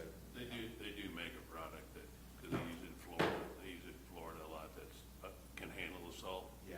But it's gonna be twice as expensive. I mean, for me, I'm out on the tarp. Again, for you all to gonna make this decision, but I think we should do the shingled roof. We should make the shingles look like the Public Works building. You know, it needs to blend in. I totally agree with all your comments. So I can give you just some information about the finances of it, so you have a little bit more information about that. But we had still remaining from the ARPA funds, $618,622. And it was our intention that this project would be covered along with the Kennedy project, and that would be enough money to cover both of them. Unfortunately, because this project came in so much higher, you're about $317,000 over budget, because if you expend all of the $618,000, the salt dome with the site prep and the building comes in at $622,000, and then the clay structure on Kennedy with the site prep and the actual equipment installation came in, and the fencing and the potential landscaping around it comes in at $314,000. So difference is $317,000 from ARPA to what you would need to take out of your capital improvements fund. You know, we support the mayor's decision that you have a building here that's extremely nice, properties in the middle of campus. We want it to look as aesthetically pleasing as possible and to last a long time. We did come up with some recommendations. If you do want to value engineer it, that we would recommend you take off like the $16,000 for the door. The other things, our objective is that we feel strongly that you have a very significant need for a salt dome to store your materials on site, and we would rather sacrifice quality to see the dome get in place. Let me touch on Jill's last point there for a second. I mean, and going back to the door, I mean, $16,000 is obviously a substantial expense. But again, going back to the aesthetics and the safety issue, more on the aesthetics probably in this case, I don't think it's going to look very nice to be driving down the street and look back and see a big black maw full of salt. You know, it needs a door in my opinion. And you know, if we're gonna buy a door, why not get one that will last as opposed to one the salt is going to eat? So, but you know, to Jill's last point, we had a meeting today with the Kentucky Transportation Cabinet District 6, myself, Jill, Jeff, and some of their team to talk about salt, snow plows, that sort of thing, and then some other miscellaneous stuff we threw in there at the end. But Jill, correct me if I go wrong. I mean, they made it, so in the past, for those who have followed this discussion at all, we've kind of had a gentleman's agreement with the state where we buy salt and we store it in their salt dome over the hill, and they let us store it there, and we kind of agreed to do some small, limited plowing for them, so they'll store our salt. Last year, they basically said, yeah, that's fine if you want to keep doing that, but your cost is going to go way up. So that's what originally started us looking into this, so we could be self-sufficient and not beholden to them, A, from the cost standpoint, and B, while, you know, overall, I think they've been pretty good partners on this, there are times where, you know, we don't control their facility. If there's no one there to let us in, well, we got to wait for them. So, you know, and especially after last winter, which was pretty rough, you know, it became obvious that it might make more sense for us to just do our own thing. Well, based on the meeting that we had today, correct me if I'm wrong, Jill, but they pretty much said, yeah, you can't store your salt here, period. You're on your own. They said pound salt. Yeah. In a roundabout way, yes, they did. They mentioned, you know, budget cuts, less plowing. You know, I think you're going to see various impacts this winter for the streets they plow, which is a reminder for anyone that's watching this, because, you know, we get complaints about various streets, many of which we are not responsible for. Kenton County put together a very handy tool. You can go to the Kenton County website. We'll occasionally post it on our social media. They post it on theirs. They put together a handy tool that will show you throughout Kenton County what road or what portions of road belongs to who. So if you're out somewhere, whether you think it's in Fort Wright or somewhere else, and you find a road that's in bad condition, you can call and tell us it's our problem, and, you know, we'll figure out who to get that to. But you can use the county's tool to figure out, like, who is responsible for this road. And I'm bringing it up now because, again, this winter, when Street X does not get plowed, You may be calling the wrong people when you call and complain to us, because there are a lot of state routes that run through Fort Wright, way more than most people realize, like Sleepy Hollow, for example, and Park Road. Why is Park Road a state road? I don't know. Who knows? But they were pretty clear that you should expect to see some reduction in their ability to service streets they're responsible for. We got into like their priorities. Obviously the interstate is number one, and they got like a tier A and a tier B. We have a link. We're going to post all that so folks will know. But the bottom line is the timing of this salt dome is really good from our perspective, because this was going to create a huge problem for us, since we would have nowhere to put the salt and/or would have to buy it at substantially increased cost. So again, thankfully, you guys got out in front of this. So that's just my long-winded way of saying we definitely need to move forward with this project. That is unquestionable, and now it's really just a question of, do you want to try to use Jill's term, value engineer it, or I'll just say it, do you want to jump over a dollar to pick up a dime at the expense of all the folks that are going to have to look at this thing? So. Can I ask you a question about the garage door again? Can it be set up so we can put something like this plaque on it, so when it opens, and closes, it's got something nice in the middle to look at? I was thinking a big painting of Bernie. Well, I thought that Margie would put her mural up there, but You can paint it any color you want, or paint anything on it that you want. Our plan was to match it to the existing building and the public works garage. Can you explain for me the berm situation better? I don't understand the berm situation. Because that's a potential $10,000 savings, but I just don't understand the benefit of a larger berm. I mean, it really is just less brick, right? It's less brick. So if you're going with the brick, you would pay more putting the extra brick on than Okay. you would backfilling it. Okay. It was to hide it, so it's on the side of the houses. So the Okay. bottom 7 feet of that will be hidden. We also had extra dirt to burn, Yeah, I right? was gonna throw that out there. We got 300 yards of dirt sitting over at the Kennedy site. If we painted That's coming over concrete here. and left the berm larger, Yeah, if you painted it, then you could eliminate that extra dirt. You don't have that extra cost of having to put more brick in. right? It'll be a little bit shorter. It'll be only about 5 feet instead of 7 feet. And then you'll be able to get all the way around that building, so you got smaller people can kind of get behind. But that's,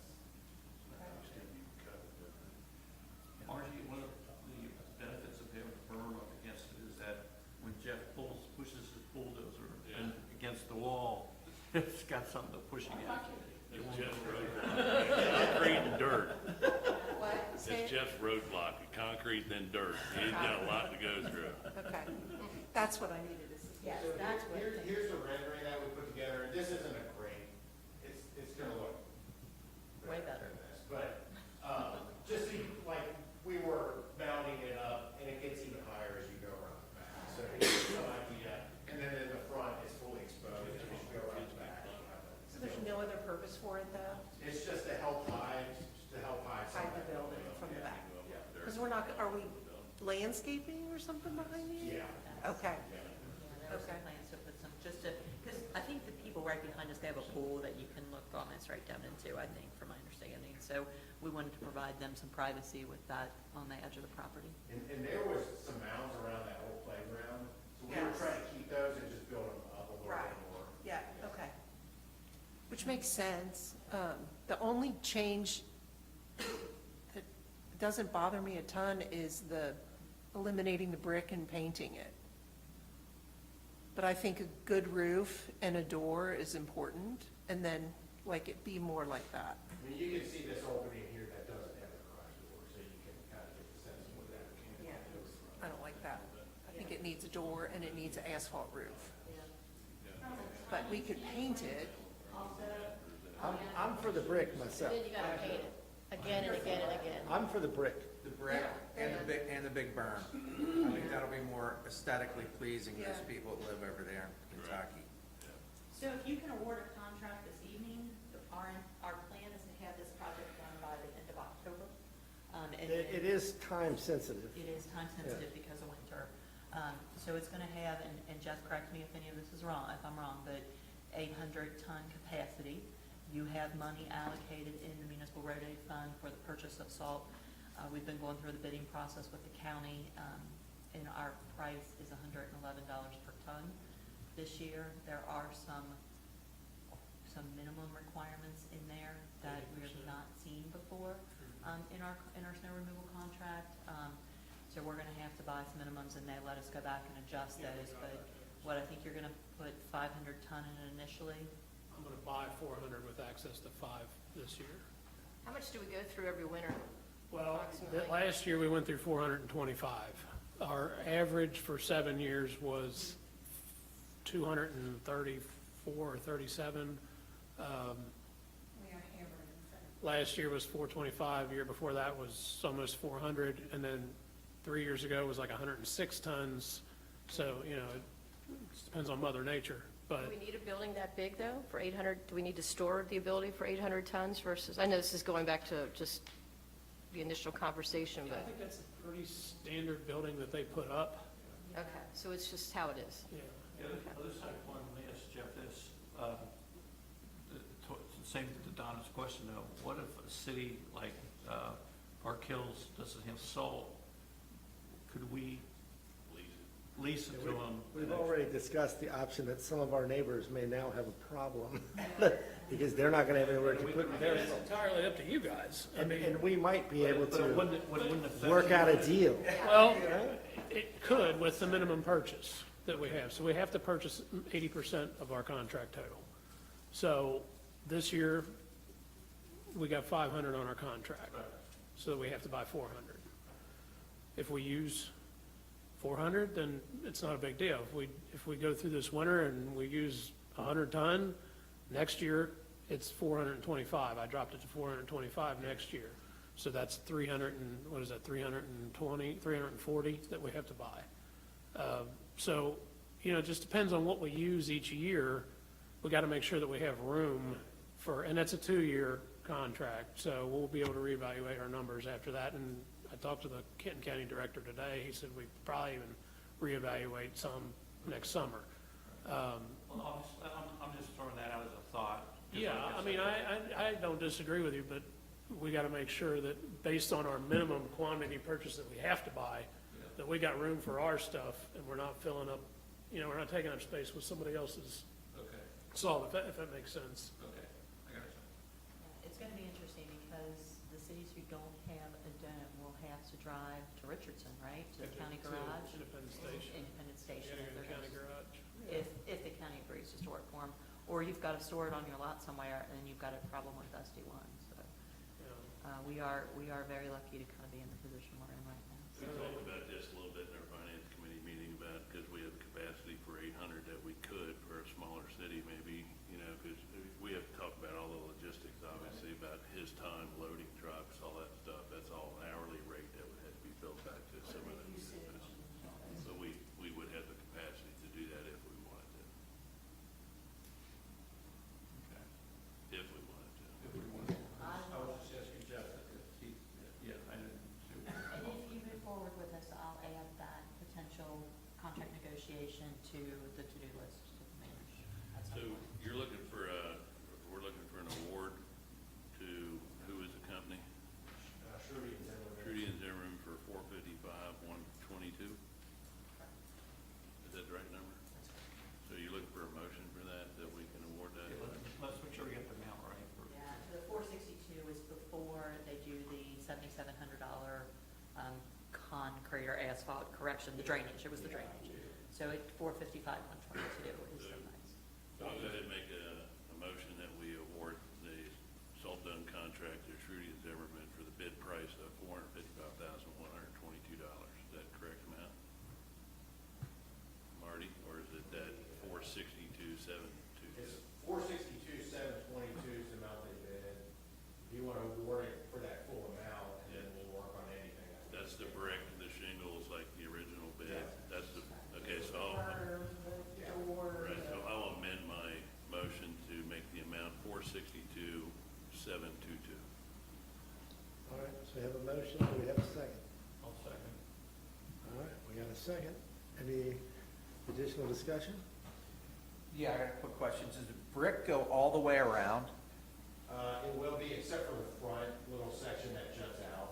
No, I mean, like, does the stuff that gets covered up, does it get bricked first and then covered? No, it'll step up where it slopes up along the building. Is it poured that way, or you go up the block and then add it to it? Yeah, they have to put a little ledge to set the brick on, so it'll step up as it goes around the back. So what's the thickness of that wall then? 12 inches. Okay. Reinforced. You can't go through that. If he does, I want to witness. That's a challenge, isn't it? I hope I never see the backside of it. Things are getting really low. That's strong. We'll be in trouble. Yeah, look at the back. Okay, so we got to. All right, if there's no further discussion, roll call, please. Mr. Russell? Yes. Mr. Weber? Yes. Ms. Wicks? Yes. Ms. Ross? Yes. Mr. Wall? Yes. And then how do we record Jason on this? Since he's out of it entirely, does he just not show up at all? She will show up that he stepped away from the, and the time he stepped off, and then the time he's come back. I didn't need any.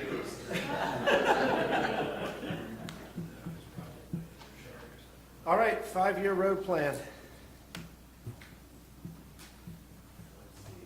We don't have any money left. Yes. The first one on the list is another resurfacing. So we discussed this a while back, kind of what the approach wanted to be. We had some options. So this is just us kind of formalizing and finalizing that.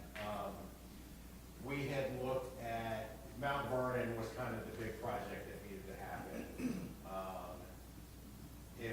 If we were gonna spend the $600,000 a year, kind of as we typically have been, that would have taken about 7 years to get through all of that entire street. So we talked about kind of addressing Valley Plaza and Viewpoint down there with some resurfacing next year, 2027. After that, upping the yearly budget to about $1 million per year. That way we can get through Mount Vernon in 4 years, so we're not spending an incredible amount of time just on Mount Vernon. So that's how we kind of had set this up, is 2027, take care of Valley Plaza and Viewpoint resurfacing. The next 28, 29, 30, and 31, taking care of Mount Vernon, a section of Monticello, the entrance to Beaumont, and the entrance to Beacon Hill, which are all kind of adjacent to Mount Vernon, getting all of that taken care of. So that's kind of our next 5 years there. Within that, we've got some money. We've got the Dixie Highway sidewalk that's kind of hanging out there. We've got some grant money for resurfacing of Highland. We just applied for grants to resurface Amsterdam, which we'll find out in October whether or not we get that grant. So there's a little bit of money in there as well. So basically, we just sent over the final report. So if you've got any questions, I can answer it. If you guys want to take a look through that and let me know if you have any questions or adjustments you want to make to that before we officially finalize it, just let me know. I don't know if council has any specific questions about what Marty's presented here. I've got a few comments and a couple questions for you, but they're not explicitly about what you just said. I mean, mine is in 2029 on Mount Vernon, in 3 separate more phases, 3, all in 1 year for $1.2 million. It's a lot of money. I mean, I don't, we're gonna have to see where that's coming from.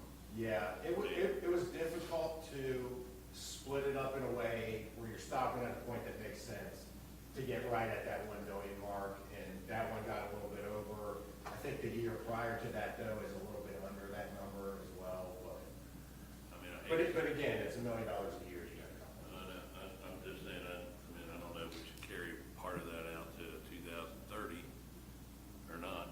I mean, I know once we start a street, we want to keep going, I guess, but that's a lot of street, right? That's to the very end at that point, right? No, it ain't. By 2031. We're basically $2 million, almost $3 million for the entire street. 4 million. 4 million. Yeah. Oh yeah, I forgot the bottom part. Yeah. Wow.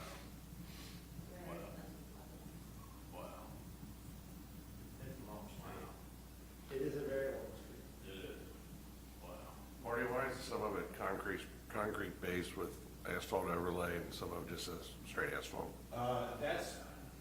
It's the existing conditions out there. Mount Vernon's another one where it got a concrete base and they overlaid it with asphalt. Out there, it's got the curve, the little curve and walk, so it doesn't look like it, but you can tell where with the consistent cracking that there's concrete under there. Yeah, Monticello's, yeah, got that, sure. So we gotta figure out where the money's coming from for all this. Yeah, we do. Well, I mean, the other side of the coin is we've been stacking up stuff and build up a reserve. You know, it's maybe time we go into it. Take I mean, we'll see, I mean, we've had some additional revenue obviously this year too, which is, do we have that number on grant, that number, do you ballpark that? Roughly 600. And we budgeted two, 200, yeah. so it's probably more than our ad that we were anticipating. So that's basically 400,000 that we could push forward. push, moving forward, keeping the numbers the same. But it's additional 400,000 each year moving forward.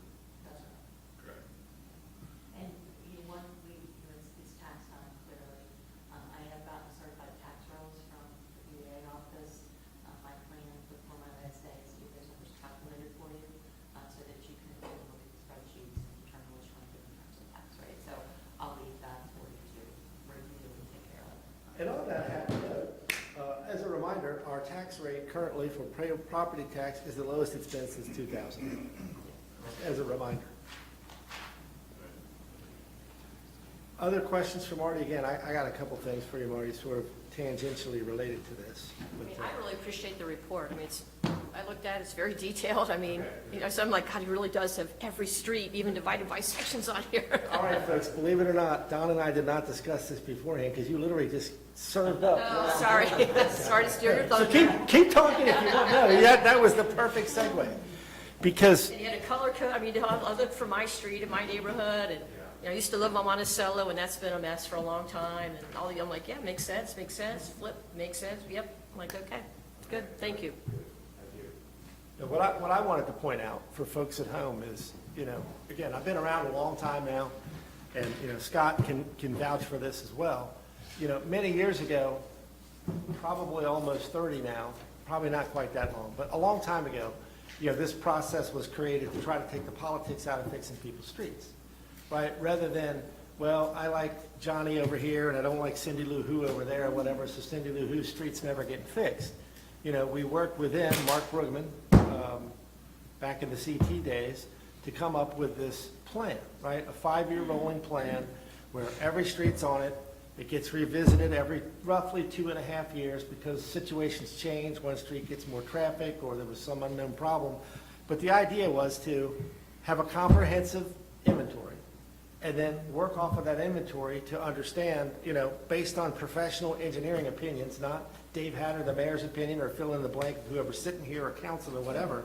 Again, the idea was to take the politics out, to apply professionalism to this, and to make it a realistic process so that people have some understanding of how this works. And that's where I was going with it, Donna. You know, this is published out on the website. Anyone can go see this anytime they want. Again, it gets updated roughly every 2.5 years. And I know it's frustrating for people because, like, your street might be in the plan, and you look out, okay, in 2 years, I'm going to get my street done. But then based on the revisiting of it and changing conditions for whatever reason, you know, your street may be impacted by that. You know, in the past few years, we have moved some things around. But I just wanted to spend a few seconds for anyone that might be watching this now or watching later to say, the document you just mentioned, Donna, is out there. Anyone can look at it anytime they want. Anyone can call up with questions like, hey, I see this, I don't understand it. Jeff, can you explain this to me? But again, there's a lot of time and energy that goes into this. It's done by professionals. It's not political in any way. And if you want to know where your street is in the plan, now this obviously, I don't think has made it to the website yet, this latest version, but per the previous version, you know, you can go out and look at that anytime. And again, the goal is to take the politics out of it, you know, bring in math and science and professionals into the mix so that this is done in the most fair and reasonable and frankly, most cost-effective and efficient way. Because again, kind of going back to what we said about Pickett, you know, the goal there was not to punish the people on Pickett by not fixing their curb. It was to try to do this stuff in the most economical way possible, while at the same time getting the best bang for our buck in terms of the long-term value. Because like Bernie mentioned, Mount Vernon, very long street, this is an enormous, outside of Amsterdam Road, when we got involved in that, this will be the single largest street project we've taken on since I've been here. And that's a long time. So, again, there's only so much money to go around. We got to figure out how to try to spend it as wisely as possible. And that's partially where this particular program comes into play. To add on to what Dave said, both Jeff and Marty have taken a lot of the opinion out using equipment that a company they hire that comes over and actually surveys the streets as they drive over it, creates a map that shows where the areas are really bad, and then from that, the actual the way that the streets are, as bad as they are, they get ranked so they can make choices as to what we can do. So yeah. We did not put this on the website because I wanted to make sure you all were in agreement with it. So if you are comfortable with it, we'd like to have some sort of. I would suggest, unless council was perfectly happy as it stands tonight, maybe everybody take a look at it, see what questions you have, and then, maybe we put this on the agenda for approval at the next meeting. It's a lot to take in. I'll do whatever y'all want. I'm just saying it might make sense to have a little time to digest it, see whatever questions you might have for Marty, before we approve this final version of it. Do we have to approve it? Or is just this? I don't know that we had to approve it, but it probably makes sense to, have some sort of formal action around it. And we have done that previously. We've always given some sort of, because we review it, and if you remember, that's how we got to this evening. We had, suggested we met with Marty, we looked at the plan, suggested it, so those changes are reflective of the previous discussion. This is really the staff's marching orders in terms of what we do and what we prep for, so we really want some endorsement from city council. I'm sure Jeff's going to want that as he moves forward, because there is a lot of planning that goes into it from a budgetary standpoint, but from an engineering standpoint too, and we want to make sure that council's supportive of that. Yeah, I'd like to throw this out just as a thought, something to discuss down the road, but since we're on this topic right now, and I'm looking at Valley Plaza down where Walmart and everything is, and if my math is correct, that's $800,000, some odd money of doing all that area right there. And it's in green, so I'm assuming it's not going to happen anytime soon, right? But if you go down to where it's alphabetical, and you pull up Valley Drive, Valley Plaza, all three, A, B, and C. Set up for next 27. Yeah, is it 2027? So Valley Plaza, Or just resurfacing? we have Valley Plaza's in the yellow, that we're looking to do, next year. So we have about 660,000 to resurface all of that down there and restrike it. Is that what you're looking at, or? Yeah, and I know we discussed this before, about that whole Walmart area, and I didn't know if it, only because I just don't really know, although I've done a little bit of reading on it, is just for a topic of discussion, like I said, not necessarily now, but do we do any kind of special TIF area and pull TIF funds out where a special tax would be to help pay the money for that resurfacing? Since it's not residential and it's all commercial, and I would likely say the vast majority of the people in that commercial area are not residents of Fort Wright, but residents from all over the place. Is it something to maybe just have a discussion about, that we create a TIF zone or something down there to then pay for that $800,000-some-odd? We had one, and we abolished. Really? Okay. Well, I think there Down might there be. we had one? Because I know we still have the one up We here, had the Dixie Highway. Madison, I think a different angle. I mean, we could certainly revisit that again too, but, Donna, you're making in my opinion, a really good point. That, it's one thing, pick any residential street in the city. When we fix the street, it primarily benefits the residents that live on that street and then any other residents that happen to drive over that street, right? And, With their tax dollars. yes, with their tax dollars. That down there provides very little value from a standpoint of residents living there, right? Yeah, I get your point, and, you know, Brooke, correct me, I may be completely wrong about what I'm gonna say here, so this might need some further legal research. But, you know, as I think I understand it, you know, we can assess anybody we want, anytime we want, for anything we want. Now, you know, typically well, I wouldn't say typically, since I've been here, we've never done that on residents. We talked about that with sidewalks and all that sort of stuff, and finally just said, you know, it should just be part of the mix, and, you know, we took the sidewalks into the inventory. You used to be responsible for that as a resident. But, you know, could we not do some sort of special assessment in a situation like that, Brooke, as opposed to just pay for it out of residents' pockets? Right, subject to actual research. Yeah. I mean, I know assessment is a thing. I don't know that you can just arbitrarily say, you are being assessed. Yes, And- so yeah. if I could, because Mayor, we've Sure. talked about this before, you've probably just forgotten about it, but. I probably, I that's, not you I'll stop, yeah, specifically, I'll but, stop. in my transitional notes, I have look at the assessment opportunity for this particular street, because it is something you mentioned before that we had talked about. And one of the things at that time, we were trying to determine, you know, what has changed about the assessment process and how do you do that? There's a couple different ways, used to be a couple different ways that you could do that. Fort Thomas was one of the communities that did a lot of assessment projects over the years. Yeah. I've talked to the Fort Thomas city manager recently. He said that they're getting away from that. They don't do those assessments anymore. I don't know if there's been a legal change about that. It's not something that we've had time to dive into, and unfortunately not something I can finish before the 31st, but as part of my transitional packet of papers, this issue is in there for someone to look at. Okay. I mean, their tax rate in Fort Thomas is way higher than ours, but, Yeah, and just something to throw around as a discussion, so. yes, it is, Don. Yes, it is. But don't forget that our largest income as far as taxes come from businesses. Right. So, I don't think we should penalize them when they're already paying a good share of the fees already, I think. Well, I think, Well, it becomes a consumer tax anyway, just like it's passed down. I know what you mean. I'm saying, this is a unique situation right there. And they're creating, well, I'll just stop talking. I think you know where I'm going.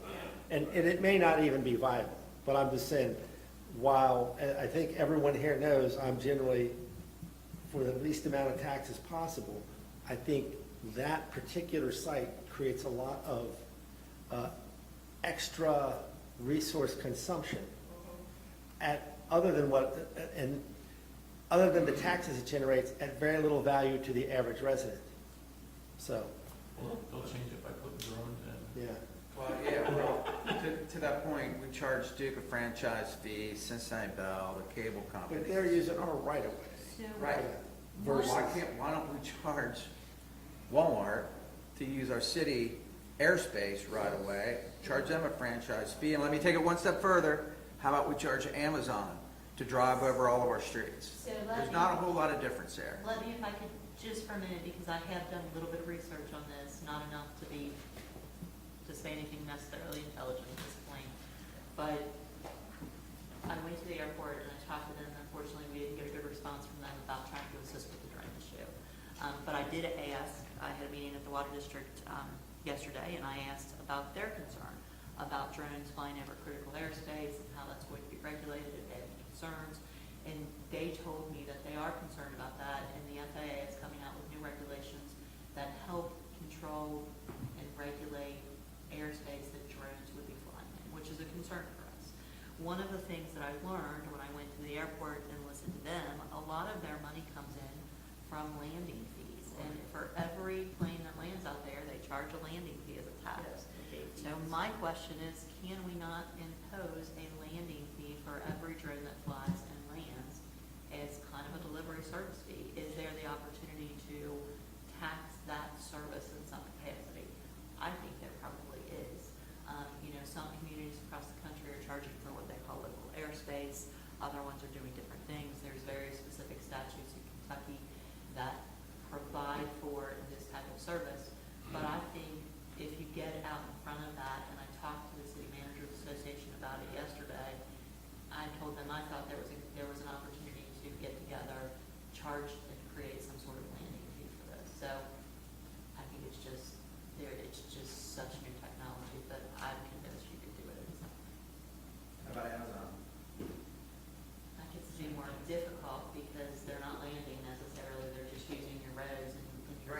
giant trucks beating up the roads that our citizens pay for. And there might be, I just don't know, I haven't looked at that specifically. My focus was, can we charge landing fees for? You know, Scott, there is an alternative to that, which is everybody stop buying stuff from Amazon, like this guy. But, Yeah, the worst thing on the streets are garbage trucks. And school buses, garbage trucks and school buses are the And heaviest. school buses. Yeah. School buses are equally as heavy, so many garbage trucks I are mean, the heaviest. our drone, stuff is on PDF's agenda tomorrow night. It is, yes. There's a meeting tomorrow night at 6:15. I will be there for that. Yes, I am. So DoorDash should make a big push to use drones. yes, and I think Jason sent Cleveland Clinic is now doing medical deliveries, which I think creates a whole opportunity for crime to occur.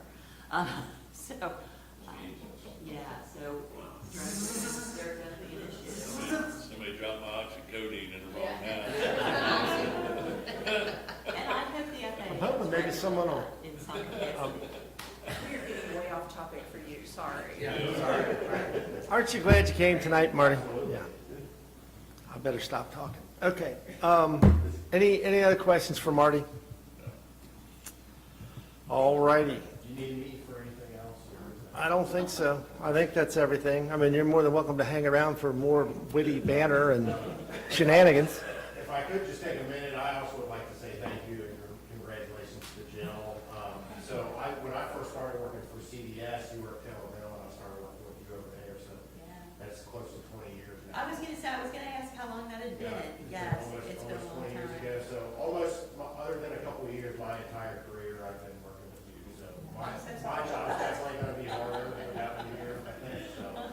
Well, and Marty, you've been great to work with. I had lunch with Mark Bergman a week or so ago, and we talked about that.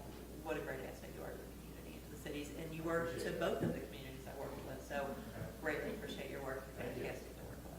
All right, but, we'll be, Take some cookies, Marty. but we'll be in touch quite a bit, I think, over the next few weeks. so. Yeah, there are just, some projects I want to make sure get signed and finished and started, or certainly the Sultan, if you'll notify us that the business Yeah, tomorrow. yeah, we'll get it out tomorrow.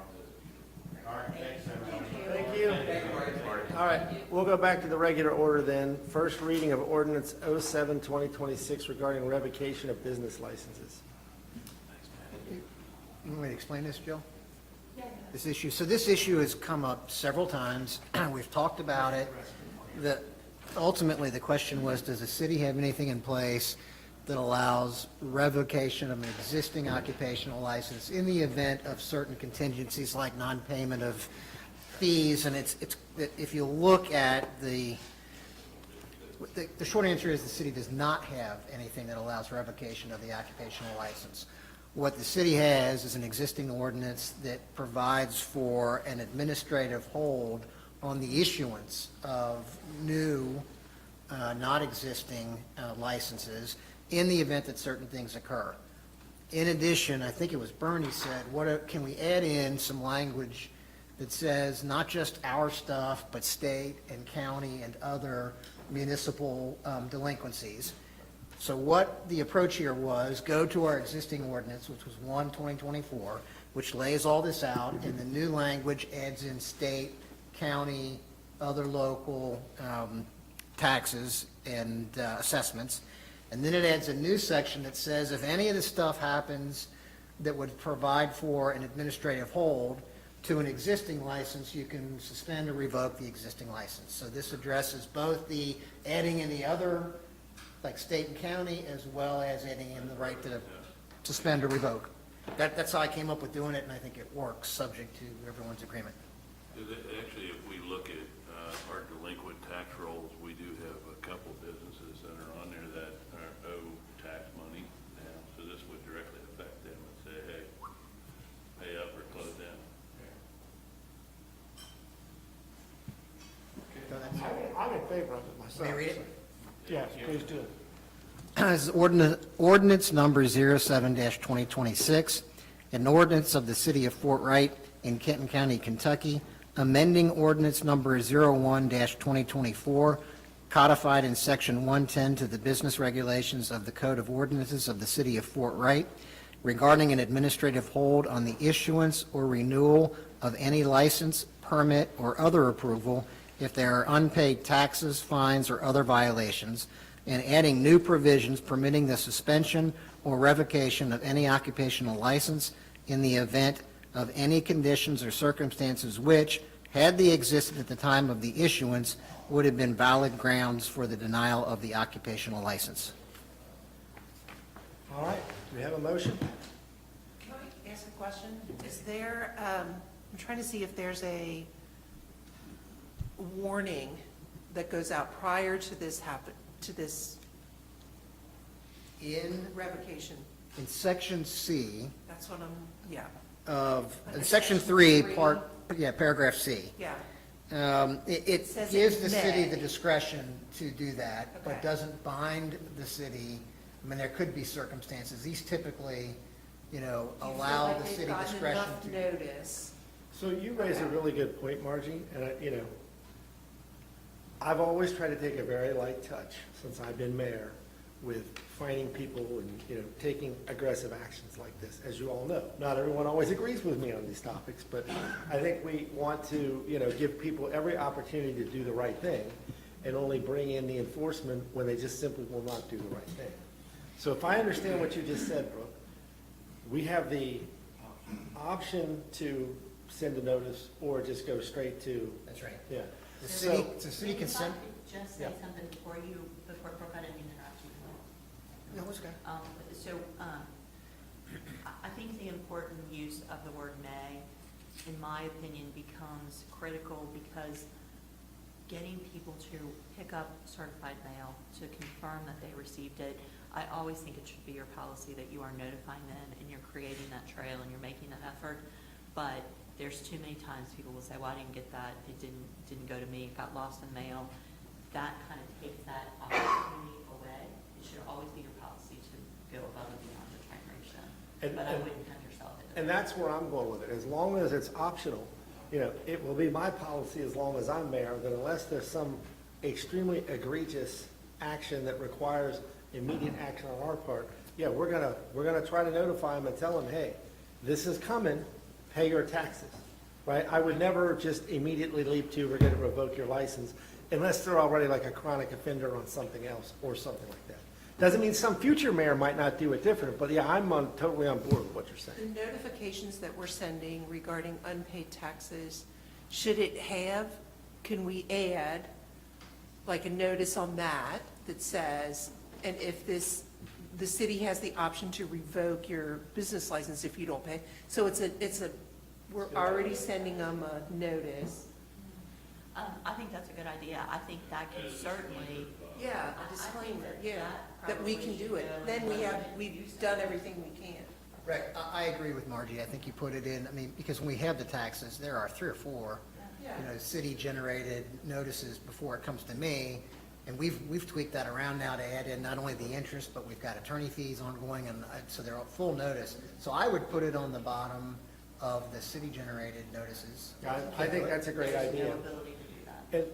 And- We have, and, unless you tell me I'm wrong, my understanding is we're at very limited capacity on the message we can put in there, and we are at full capacity by saying, the postmark and the postage date and all of that, But so. what would stop us from just adding a separate piece of paper with that message on it I into the think bill?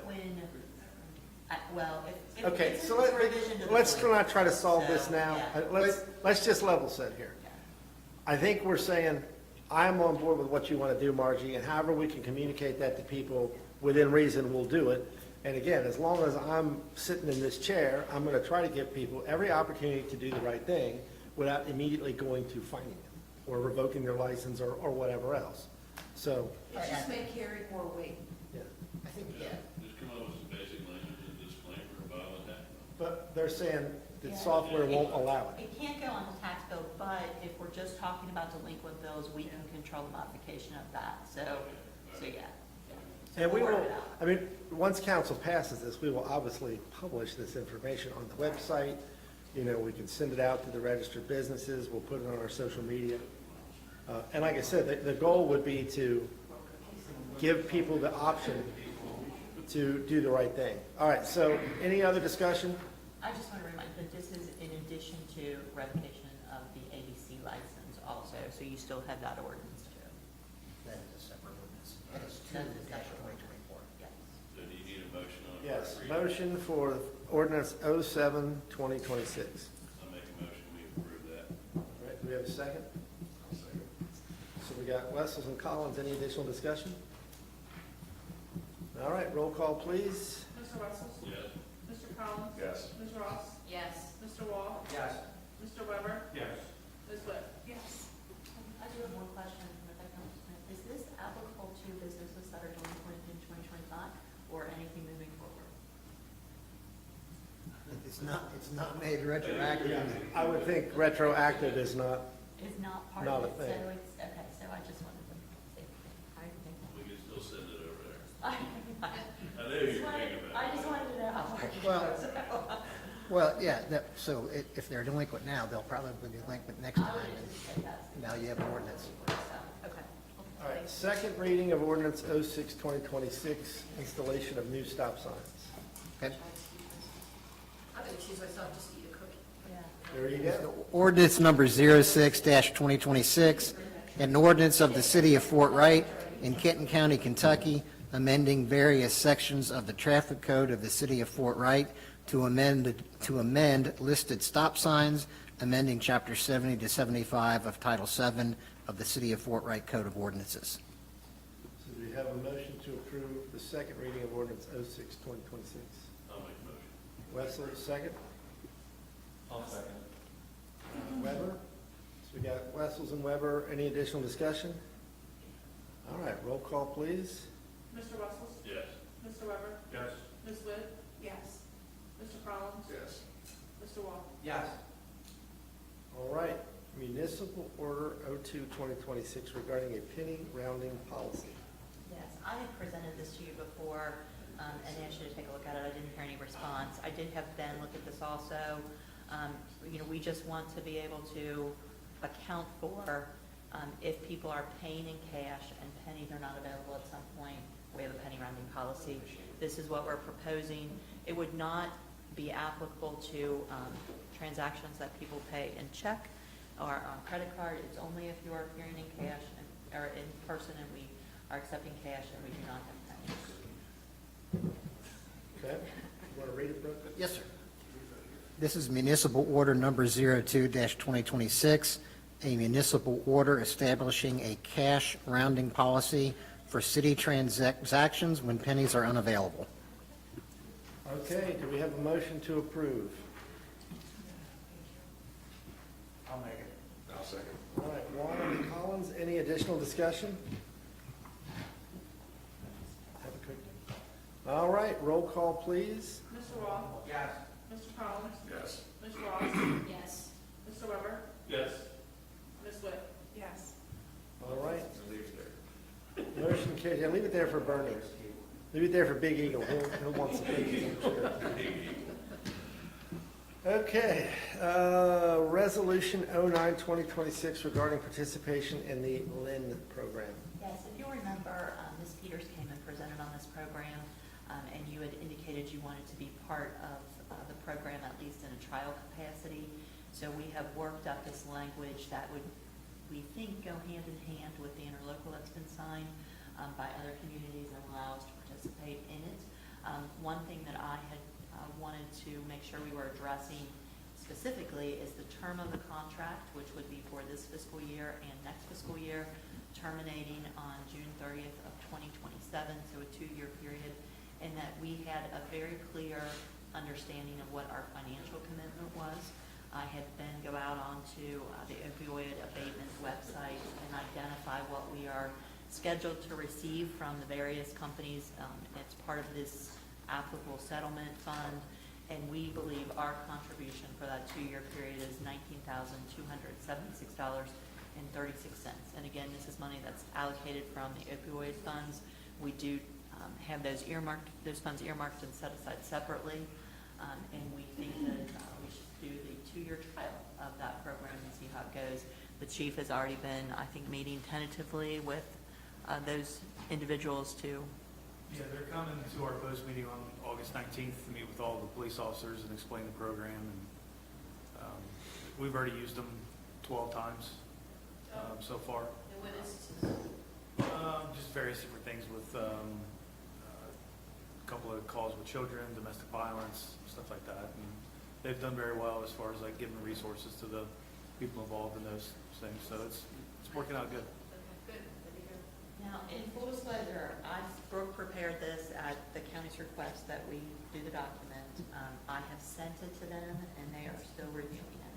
But I wanted to have it in front of you this evening because I'd like ideally to be at something that I can potentially wrap up before my last day. But if that doesn't happen, I'll certainly leave it along with the documentation of the status. Right. So without the agreement being approved, I don't know that you can approve the resolution We outright. should table this for the next meeting. And I'll note too, it occurs to me that there's this side agreement that they're reviewing, and the resolution should actually approve and authorize the mayor to sign that as well, which it does not do. So my suggestion is, let's see how, Jill's impression is the county is inclined to agree with something certainly as basic as this. So even if Jill's gone, we can get it done for the next meeting.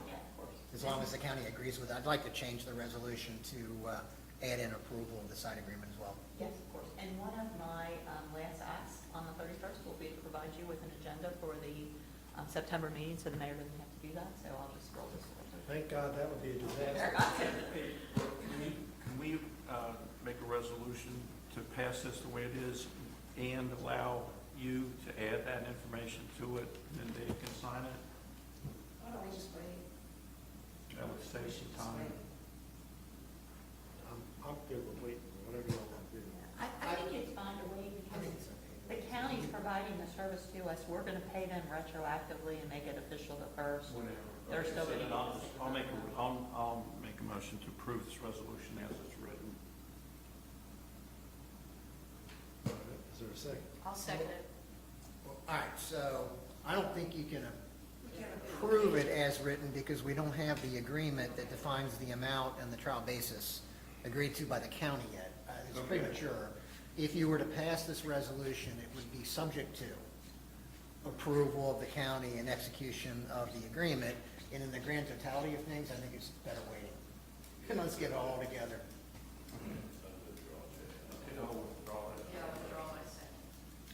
Okay. All right. Well, I think we'll have this resolved Yeah. before the end of the month. All right, moving down to new business then. Again, back to our regular order, Executive Order 01-2026, appointment of Community Improvement Committee members.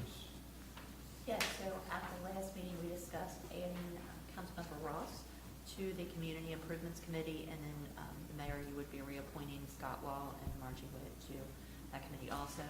Those committees are already established by ordinance, and it is ordinance 08-2021. It identifies the date of the meeting and the members of council who are appointed. So this would just be adding, or reappointing all of them since the last elections. All right, we have a motion to approve Executive Order 01-2026. I'll make a motion. Second? I'll second. Second, all right. We got Witt and Wall. Any additional discussion? All right, roll call, please. Ms. Witt? Yes. Mr. Wall? Yes. Mr. Weber? Yes. Mr. Wessels? Yes. Mr. Collins? Yes. Ms. Ross? Yes. All right, Resolution 07-2026 regarding the DeVue Lofts release of mortgage. Yes, so many years ago, six almost, there was a road repair issue that needed to be addressed, and we partnered with the DeVue Loft Homeowners Association to resolve that. As part of that, there was a $25,000 promissory note issued for the project. They have been making regular payments on that promissory note, and it did include an interest payment along with it. So at this point, we have billed them for their very last payment. They have not made it as of yet, but we anticipate it will come in the next week, and assuming it does, we'd like to go ahead and release the mortgage. And again, this is something I'm just trying to wrap up before my last day so that it doesn't carry forward and there's no delay in the release. But there's no urgency with it also. And since it certainly predates you, Don, and maybe you, Jason, I don't even know if you know what this is about. So DeVue Lofts, which is down off Amsterdam there, going up near DeVue Village, it's those condos there, right? There was some significant slippage of the hill. You had a bunch of private streets. There was a lot of problems. And the folks that lived there basically came to us and said, you know, this is going to be a lot of money. And we're like, well, we understand, but that's a private street, you know. Even if we wanted to fix it for you, it's a private street. It belongs to you. We can't spend public tax dollars on this. So through what I thought was a very creative solution, and I think, you know, real testament to council at the time, they kind of stepped up to the plate and said, okay, well, we'll essentially loan you. I may not have these legal terms just right, so Brooke, if I go astray here, feel free to correct me. But essentially, we'll loan you the money to this promissory note so you can get it taken care of. You know, you're obligated to pay the city back. Thing got fixed. In my mind, it's a win for everyone, right? It's a win for the homeowners there. They didn't have to come up with all this money they didn't have on their own. They were able to pay it back over time. We were able to get it fixed. It improves their situation, certainly. It improves the overall community situation because that property still has value. There are people still living there, paying taxes. In my mind, this is a perfect example of just a total win-win, you know, and it could have gone bad on either front, but again, I just say kudos to council for being willing to entertain what I thought was a very creative solution. I don't know that anyone else around here has done anything quite like this before, and it was the first I've heard of it. But again, the good news is it's come to its positive conclusion here, and once we get that last payment, then, correct me if I'm wrong, Brooke, this resolution would essentially authorize me to say you're done. The note was collateralized by a mortgage on the real estate. The note gets paid off, the mortgage gets released. The packet includes the resolution authorizing execution of the release of mortgage with the mortgage release there. So once they make the payment. Now, obviously, we're not going to do anything until we get our last payment. Right. But I mean, they have consistently made these payments now for 6 years. Right. So that's the backstory on it for anyone that wasn't around at that time. And again, I think it was a Who's the creative. developer who lost? Who was it? Oh, okay. So do we wait until the payment's made to make this resolution, or can we pre-authorize it? I think you make the motion, if you choose to do that, that the payment has to be received and Contingent upon the Okay. final payment being received. Okay, so do we have a motion? Yeah, go ahead, sorry. Resolution number 07-2026, a resolution of the City of Fort Wright, Kentucky, authorizing the release by the city of that certain mortgage in the amount of $25,000 granted by the DeVille Loft Homeowners Association to the city, which mortgage was approved by City Council via Resolution number 13-2000, and authorizing the mayor to execute the release of mortgage. Excuse me, do we have a motion to approve? You're looking for a motion to approve pending the final Yes. payment. The approval of the resolution contingent upon receiving the final payment. Yeah, I'll make that motion. All right, Wes, second, Collins. Any additional discussion? All right, roll call, please. Mr. Russell? Yes. Mr. Collins? Yes. Ms. Ross? yes.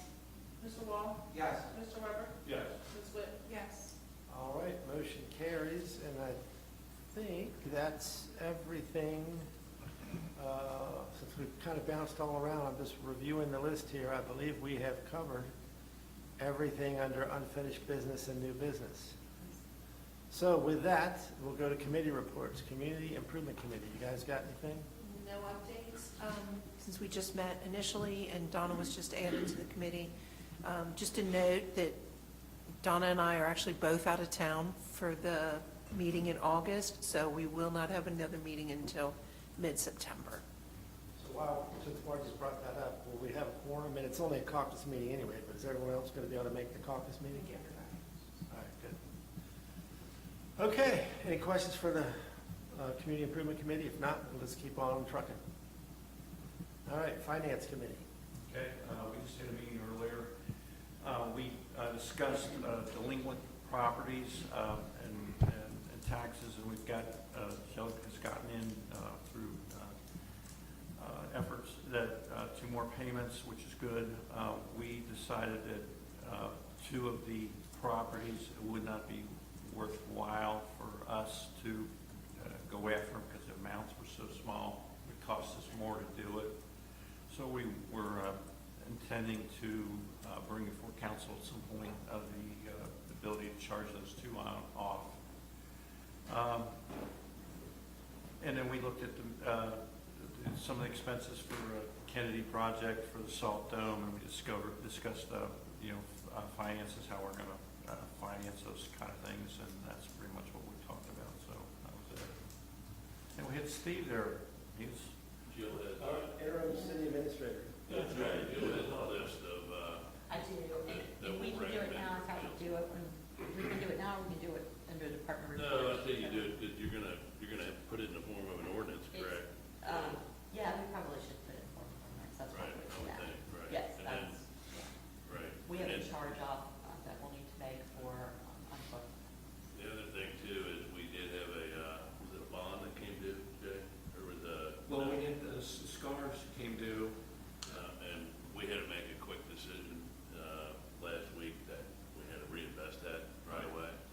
So we've decided that we're going to notify Red Tree and Republic Bank that anytime some of that comes due, we want a 4-month notice so that we can bring it to all, better to you all's attention. Get your And own, working through the regular yeah, council. get your approval on all that, so. Yeah, so we renewed the Cedars for 26 weeks at 3.62 or 3.68%. And one of the things that we also talked about, we have very specific requirements that require checks to be signed by primary and secondary signatures, and that accounts be managed in a very specific way. I have notified all of the 19 institutions that I will be leaving, and they need to remove my name from all of those accounts effective September 1st. And then Steve is already a current signer on the account. He has a secondary signature. The mayor is primary. So we have worked out a very strategic plan for how you will deal with those until you select a new city administrator and their name gets added to the accounts. they just ordered Joe Biden auto pen. You got me all. Anything you need signed? Good one, Nick. Dave Hatter auto pen is gonna go to work. Nyoka Y'all need a and pardon? I got you. are gonna be 10-year working pardon, on- 20-year pardon, what do you need? Crimes you haven't committed yet? I got you. Yeah, Just yeah. like my boy Joe. Me and China Joe be signing Jay, why'd you like go there? crazy. Look what you started. Anywho, any questions for the finance committee? Okay. Hopefully that auto pen won't get hacked. That could be a real problem. Working group on recreational properties. Well, I think our best bet is to postpone this discussion until the caucus meeting. Donna won't be able to be here. We had a spirited debate over a couple issues, and out of respect for Donna, she won't be here for caucus, but council. So we'll postpone it to September caucus, I'm assuming. Is that good for you? Yeah, I'll be here. I'll be here, I think, every meeting for the rest of the year. Yeah. So we're ran through and Donna's gone, is that what you're saying? I'm doing that out of respect for her, that we postpone the discussion so everybody can be involved and Nice. hear it that way. Yeah, I'll be here. Right. I appreciate that. Any questions for the working group on recreational properties? All right. One of the things, if I could, just for, oh, I'm sorry, Rich, did you have something? I was just gonna ask, so I was looking at basically the initial purpose of the working group on recreational properties. My question is, I'm interested in, would it be a wise idea to expand for this working group to take on and create an overall park plan for the entire city? Are we looking at doing that as part of your function, or is that a, Get you one property. right? We did have some discussion over a lot of the vacant spaces. Okay, thank you. Margie, I think you're on the right track. I mean, so how long have you been here now? 9 years. Okay, well, that's, Thank you. it's been 9 years already. And how long have you been here, Scott? About 20. Yeah, 20 plus. Because I'm pushing 28. You've been here more than 20. My point is, we can't seem to get any real consensus around some of these things. And it feels like, maybe that's what we need to do, is get a group of people who are interested in it, and then let them come back with a plan. Because we talk about it, then nothing happens, and then, Obviously, there's no urgency around any of this stuff, and we are gonna have a lot of expenses coming up, and I think we need to keep that in the, in our pocket with whatever we're spending money on. But at the same time, I mean, we just kind of keep kicking the can. This reminds me of the sidewalk situation. I mean, it took us almost 20 years to eventually get to the point where council finally said, we'll just take the sidewalks. So whatever happens with these properties, I think it makes more sense to try to look at this comprehensively and come up with something cohesive rather than, we got all these little bits and pieces of stuff, and we're doing this thing here, and maybe do that thing over there. Again, it's up to you all. Obviously, things will change, right? In the future, things could potentially change, but it would be really nice to have, like, I think it makes sense to have a plan and it have costs with it. Because, let me just, for those of you who aren't around, I think you were here for this, Scott, because I might be the only person left besides Scott and Steve Shuey that was here for the great debacle of Battery Hooper Park. And you were here for that? And for those who don't remember, this all sounded great until people started putting numbers to it, right? And all of a sudden now we have this, in my opinion, ridiculously elaborate park plan that made no sense. Double the city's debt. After we double the city's debt to buy that property, we're worried about, do we have enough police officers? And these are all part of my arguments for anyone that listened to this back in the day. We don't have enough police officers. They're going to double the debt. Now we're going to double the debt again. And, once the price of it all came out, then it became very concrete. Do you want to spend this much money for a quote park? I'll say no more on that because, I'll get myself all fired up on this subject. Because just for those who are around, I fought that to the death. I was against it as soon as the price came out, fought that thing to the death. I thought it was ludicrous. And I think once the money became obvious and what we were going to be spending on that versus everything else in the city, and the doubling, really the quadrupling of the debt, then it became clear, and, the tables turned at that point. So, and I'm not saying something like that's going to happen here. I'm saying rather than all this, we just kind of keep talking about it, nothing's happening. If you have a plan and you got an amount, well, people can kind of get either, yeah, I like that, and I'm down with this, or, yeah, I'm never going to agree to that. But at least we could try to get to some resolution on some of these things. Dave, I'll tell you that one of the things I want to discuss when it came to my turn to talking about the recreational properties going forward is we do need a full plan, because some of what's being proposed over at the Kennedy Road area drastically affects what's going to go happen at South Hills. So now you've got two areas we're talking about, not just one. So I think we absolutely, I totally agree with Margie on this. We need a plan overall. I think it makes sense to, again, people may not like the plan. We may never move forward with the plan, but at least then we got something concrete to talk about rather than, well, what about this thing and that thing and, whatever. So, okay, well then, so what are we saying then? We want to, is this a community improvement committee topic? Is this a working group on recreational properties topic? Or is it something different? I felt like it was a working group on recreational properties topic only because you guys have spent a lot of time on some of these other issues. And I have input, but I'd love to hear. If you all are willing to take, if you all are willing to take it I want on. to throw it out in a caucus meeting when Yeah. everybody's here so Yeah. that everybody can throw their 2 cents in and then we can take it from there. Yeah, I think that's a great idea. That's the only reason that we're doing it. Yeah. I mean, there's different ideas, different viewpoints on the committee, so. Okay, I'm a little confused by your comment. So I'm going to make sure I understand what we're saying here.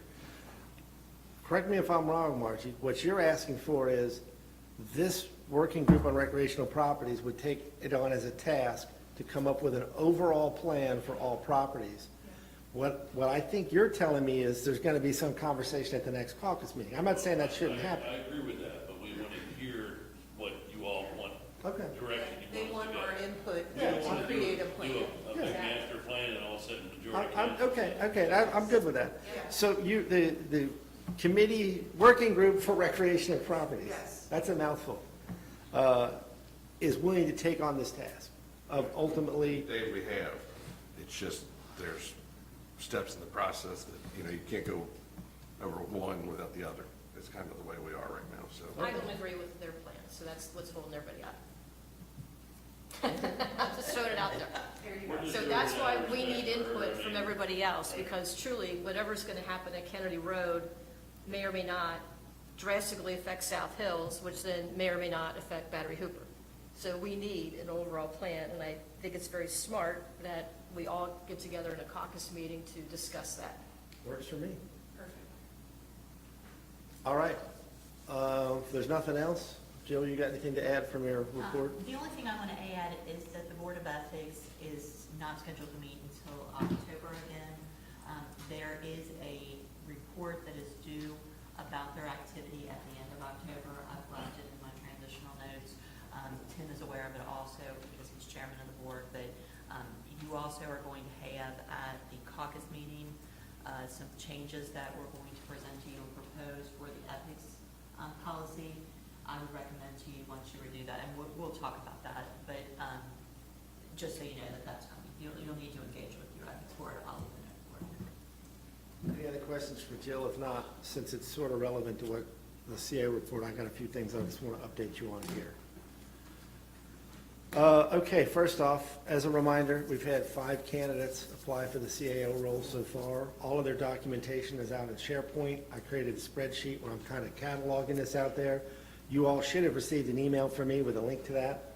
I encourage you to check it out. Again, as I mentioned before, my plan is once we hit the deadline, we'll cut it off.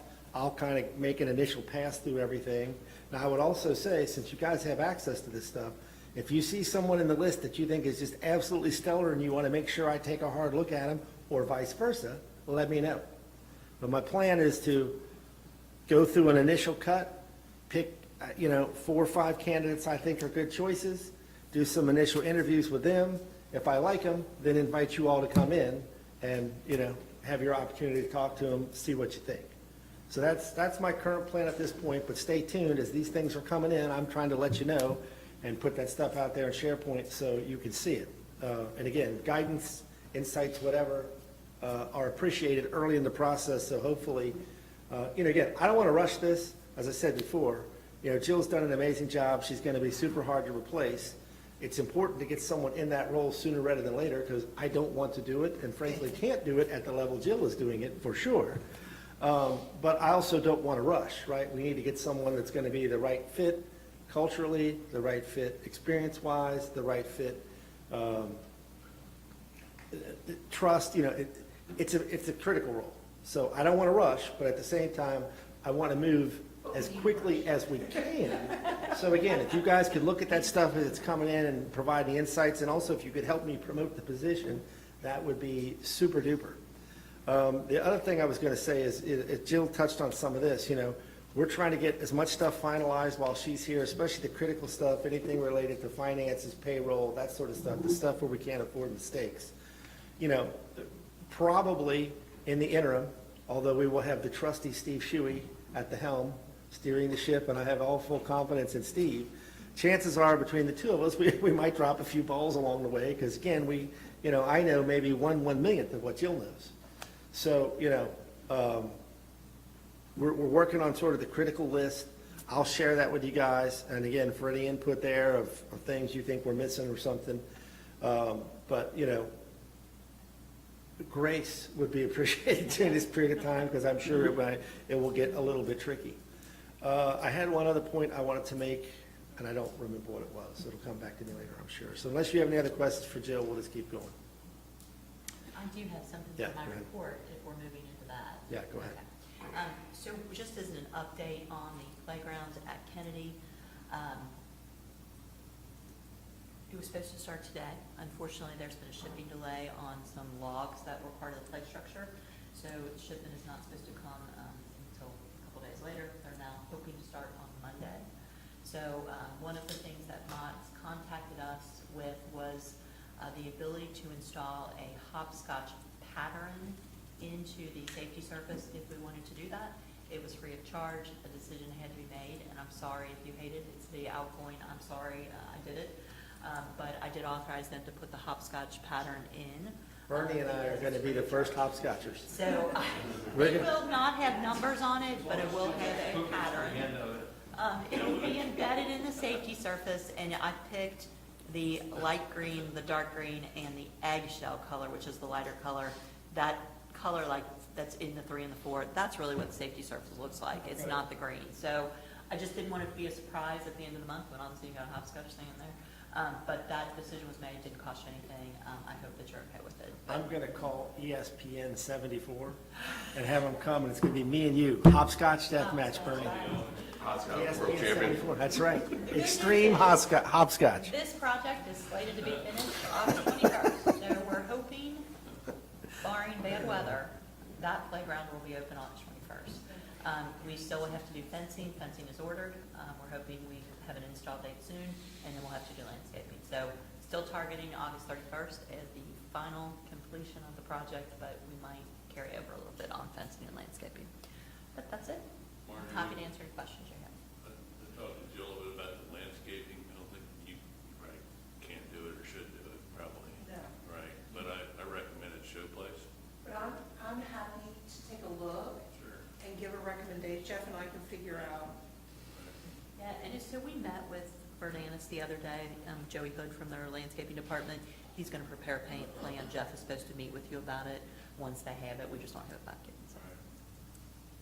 Oh, and one of the other points I was going to make is that would be one of my expectations going forward for the new city administrator, is that you would get this report that Jill does on a regular basis, because, you know, nothing like that existed before she showed up, you know. So that will be one of the things that will be an expectation of the new city administrator, is council will continue getting a report like that of, you know, what's going on up here during the week. Any other questions for Jill? All right, if not, Chief Caldwell, you got anything? Just want to say that Officer Capps graduated the police academy. He was 0.02% off from the highest physical fitness standard. So somebody else beat him out by, 0.0. It was close. He did well on all his tests there.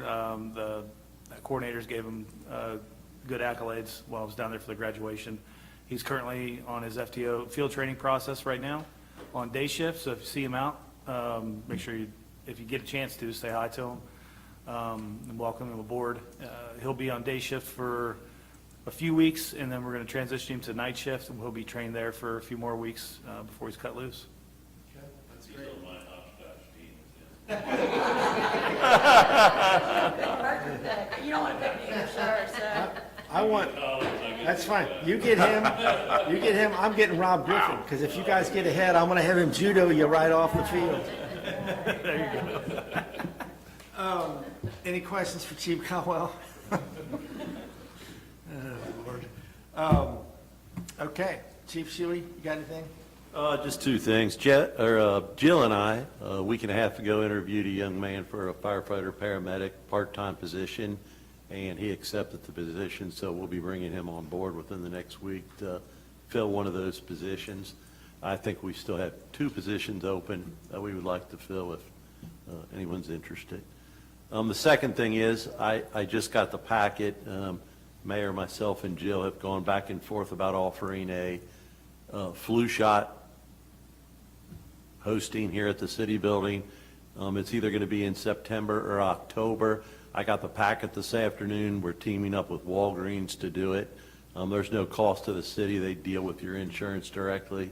And we'll have some dates and times that you can come. I believe we're going to do it on a Wednesday, so if any council members would like to do it before the meeting starts, you'll just show up here and you can get it done and taken care of. It all goes through Walgreens Pharmacy. Any questions for Chief Shuey? And it'll also be open to the residents, if I didn't say that. All right, Public Works, Jeff.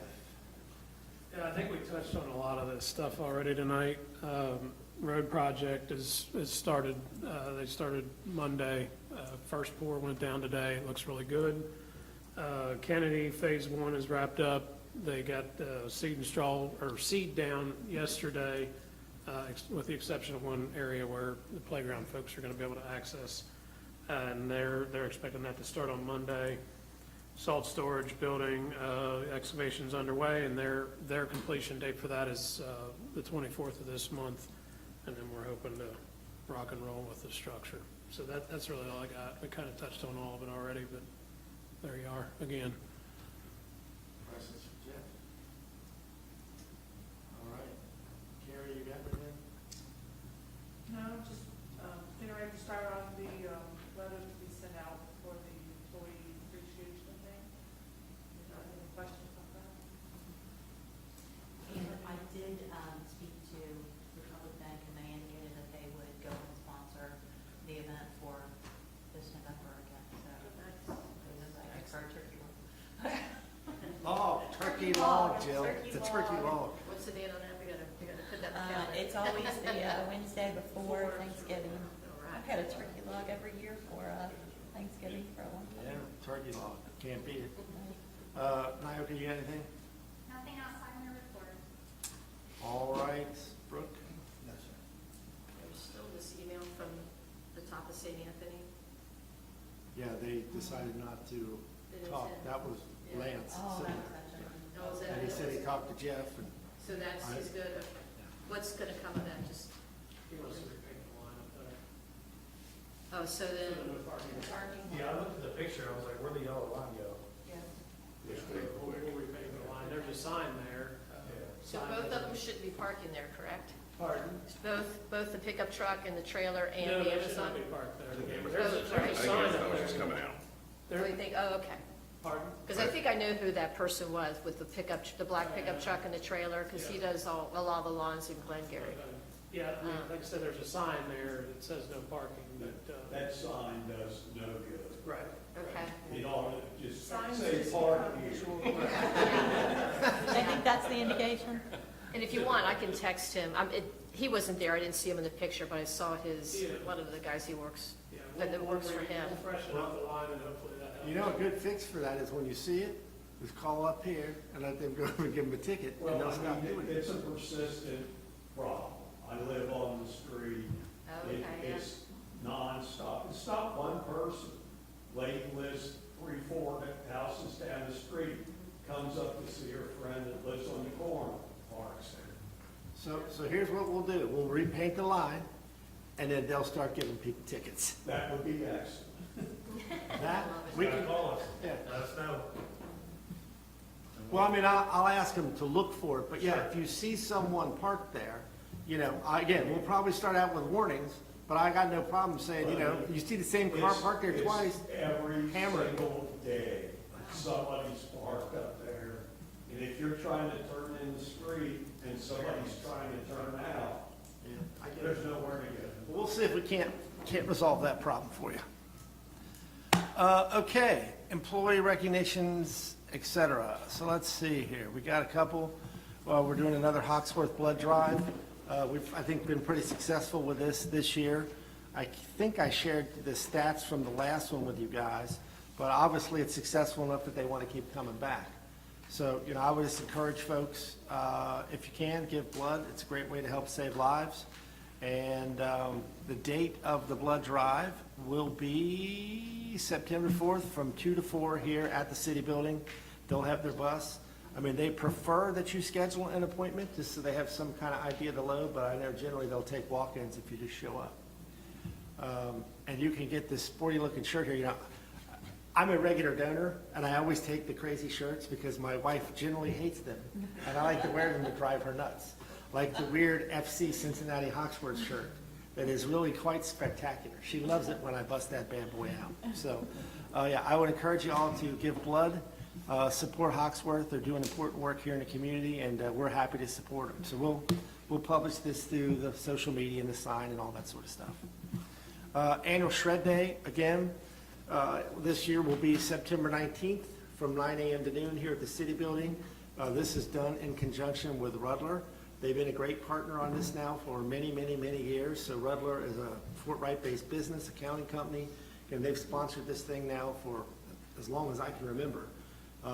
They do a great job with this. You know, usually we'll have some folks here from staff waiting outside, try to make this easy. You can literally bring whatever you want shredded, and I'll just put on my cybersecurity nerd hat for a second, even though this is paper, not digital. People will go through your garbage and steal your paperwork so they can get information to take over your accounts and steal your money. It is in your interest to shred things. If you can't do it yourself, stick it in a box, bring it up here, September 19th, 9 a.m. to noon. You can literally drive right in, drive around the back of the building, hand the boxes off, drive right through the fire bay, boom, out the back door. You'll probably be here less than 10 minutes. In some cases, maybe 2 minutes if there's no line. It costs you nothing. Yeah, I've used this numerous times for myself and with my dad.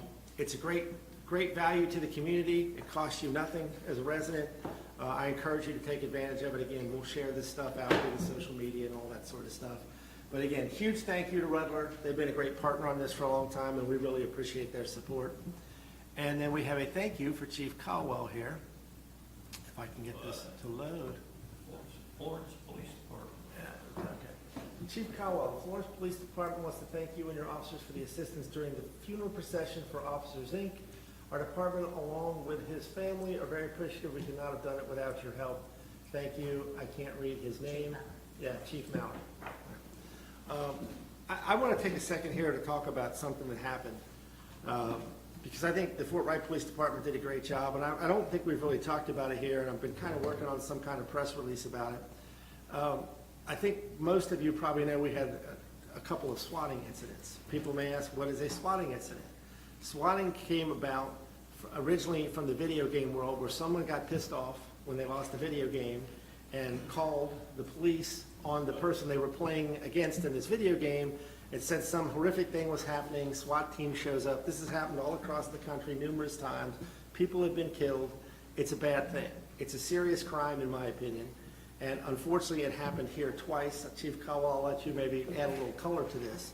But I just want to point out, if you haven't heard about this before, it's a real thing. You could wake up in the middle of the night some night because you pissed someone off, and they decide to claim that you have like 10 hostages in your basement and you're going to kill them. As crazy as this sounds, this happens. I mean, the police have to respond to this. They have no choice. Again, thankfully in this case, I think our police department and the support they got from other surrounding police departments did an excellent job. And when the second one came in, they already kind of knew that it was the same idiot that did the first one, as crazy as that may be. But I'm just telling you, this is a real thing. It's happening all across the country. And, it's a horrific crime. I mean, it put this woman through all kinds of grief. Again, Chief, say whatever you feel like you could say. Yeah, it was, I'll go through it real quick. It was July 3rd. The officers got a call that there was 10 people tied up without clothing in a basement, and he was going to execute them, and that he was going to shoot and execute any responding officers that showed up to the scene. So when we get calls like that, we have to treat them as it's the real deal, and we prepare ourselves. And there was numerous other agencies that responded, a huge emergency response on Amsterdam Road, which resulted in an elderly woman being escorted out of her home. And I can't even imagine the trauma that could cause her, the potential dangers that she was put in, and anybody else that was in the home. She was completely innocent too. She doesn't know this guy, has nothing to do with this guy. And we cleared the house, and so that happened on July 3rd in the evening. By July 7th, we had already identified the suspect. We had a warrant in the process, waiting on a judge to sign it. And literally about noon that day, another call comes out. So we had already knew who the person was. So instead of going to the other residents that he claimed was another situation was happening, we went straight to where this person was, and were able to get him out of the house and arrest him and take him to jail, added new charges, and served a warrant. What's the icing on the cake there, Chief? How many times has he done this in Louisville? Oh gosh, I don't know the specific number. It's more than one, correct? There were more like 25, I think. No, it's closer to 50. Closer to, yeah, it's This closer guy's to. out walking the streets, Yeah, doing this again to innocent people. Could be any one of you. He did it in Louisville and in Lexington, and the courts had deemed that he was not able to stand trial. So I'm hoping that Kitten County is going to treat this a little differently. Now, I'll just tell you, I have reached out to Rob Sanders and asked him to get out like the hammer of Thor and pretend that this guy is a nail. So we'll see. I will say we have had the felony preliminary hearing on this already, and Rob Sanders handled it personally. Excellent. And Thank you, Rob. We and appreciate you. yes, he did an outstanding job. And when the attorney for the the suspect spoke about bond, he jumped in really quick, and the judge ended up backing up Rob's points on that, and the bond did not change. I think he's in there on a $100,000 bond right now. Who's the judge? Just curious. I believe for the preliminary hearing, I believe it was Easterling. Don't quote me on that, I don't know for sure, but I think that's who it was. But again, imagine yourself 3 o'clock in the morning, your door's getting kicked in by the SWAT team. This is how people die. I mean, it's happened. This has happened. And there would be lead in the air at my house. Well, That's the downside. that's why I want to point out, this is a serious crime. It is not a joke. Anyone that does this should be punished to the maximum extent of the law. And, you know, I know Rob is on board with doing what he can. Like I said, I talked to him personally. He was very supportive. And we're sort of working on some kind of press release or something about it, because I think more people need to be aware. Did Rob give you restitution for all your time for all the services? You know, I mean, it is a good question. It could be possible, depending on the outcome of the trial, if we get that far, which I'm hoping we do. Yeah. What is the status of that house? Is that a halfway house? That's a, Yes. is that licensed? Is it allowed in Fort Wright? I mean, anything what's about the? They are allowed, they are not subject to the zoning code. We had, and I can pull that stuff back out for you, but we had a lengthy discussion about another one that was located in the community and causing some problems. That one, I don't know if it went away or the problems went away, it just hasn't been an issue. Yeah, I know this This particular one, we had issues about 10 years ago, and there really hasn't been anything since until this. Okay, all right. But we looked extensively at whether or not, and how we could regulate it, and we were very limited.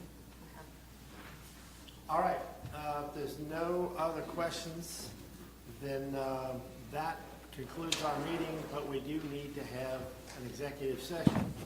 Under 61.810C, discussions of proposed or pending litigation, and 61.810G, discussions between a public agency and a representative of a business entity, and discussions concerning a specific proposal if open discussion would jeopardize the siting, retention, expansion, or upgrading of the business.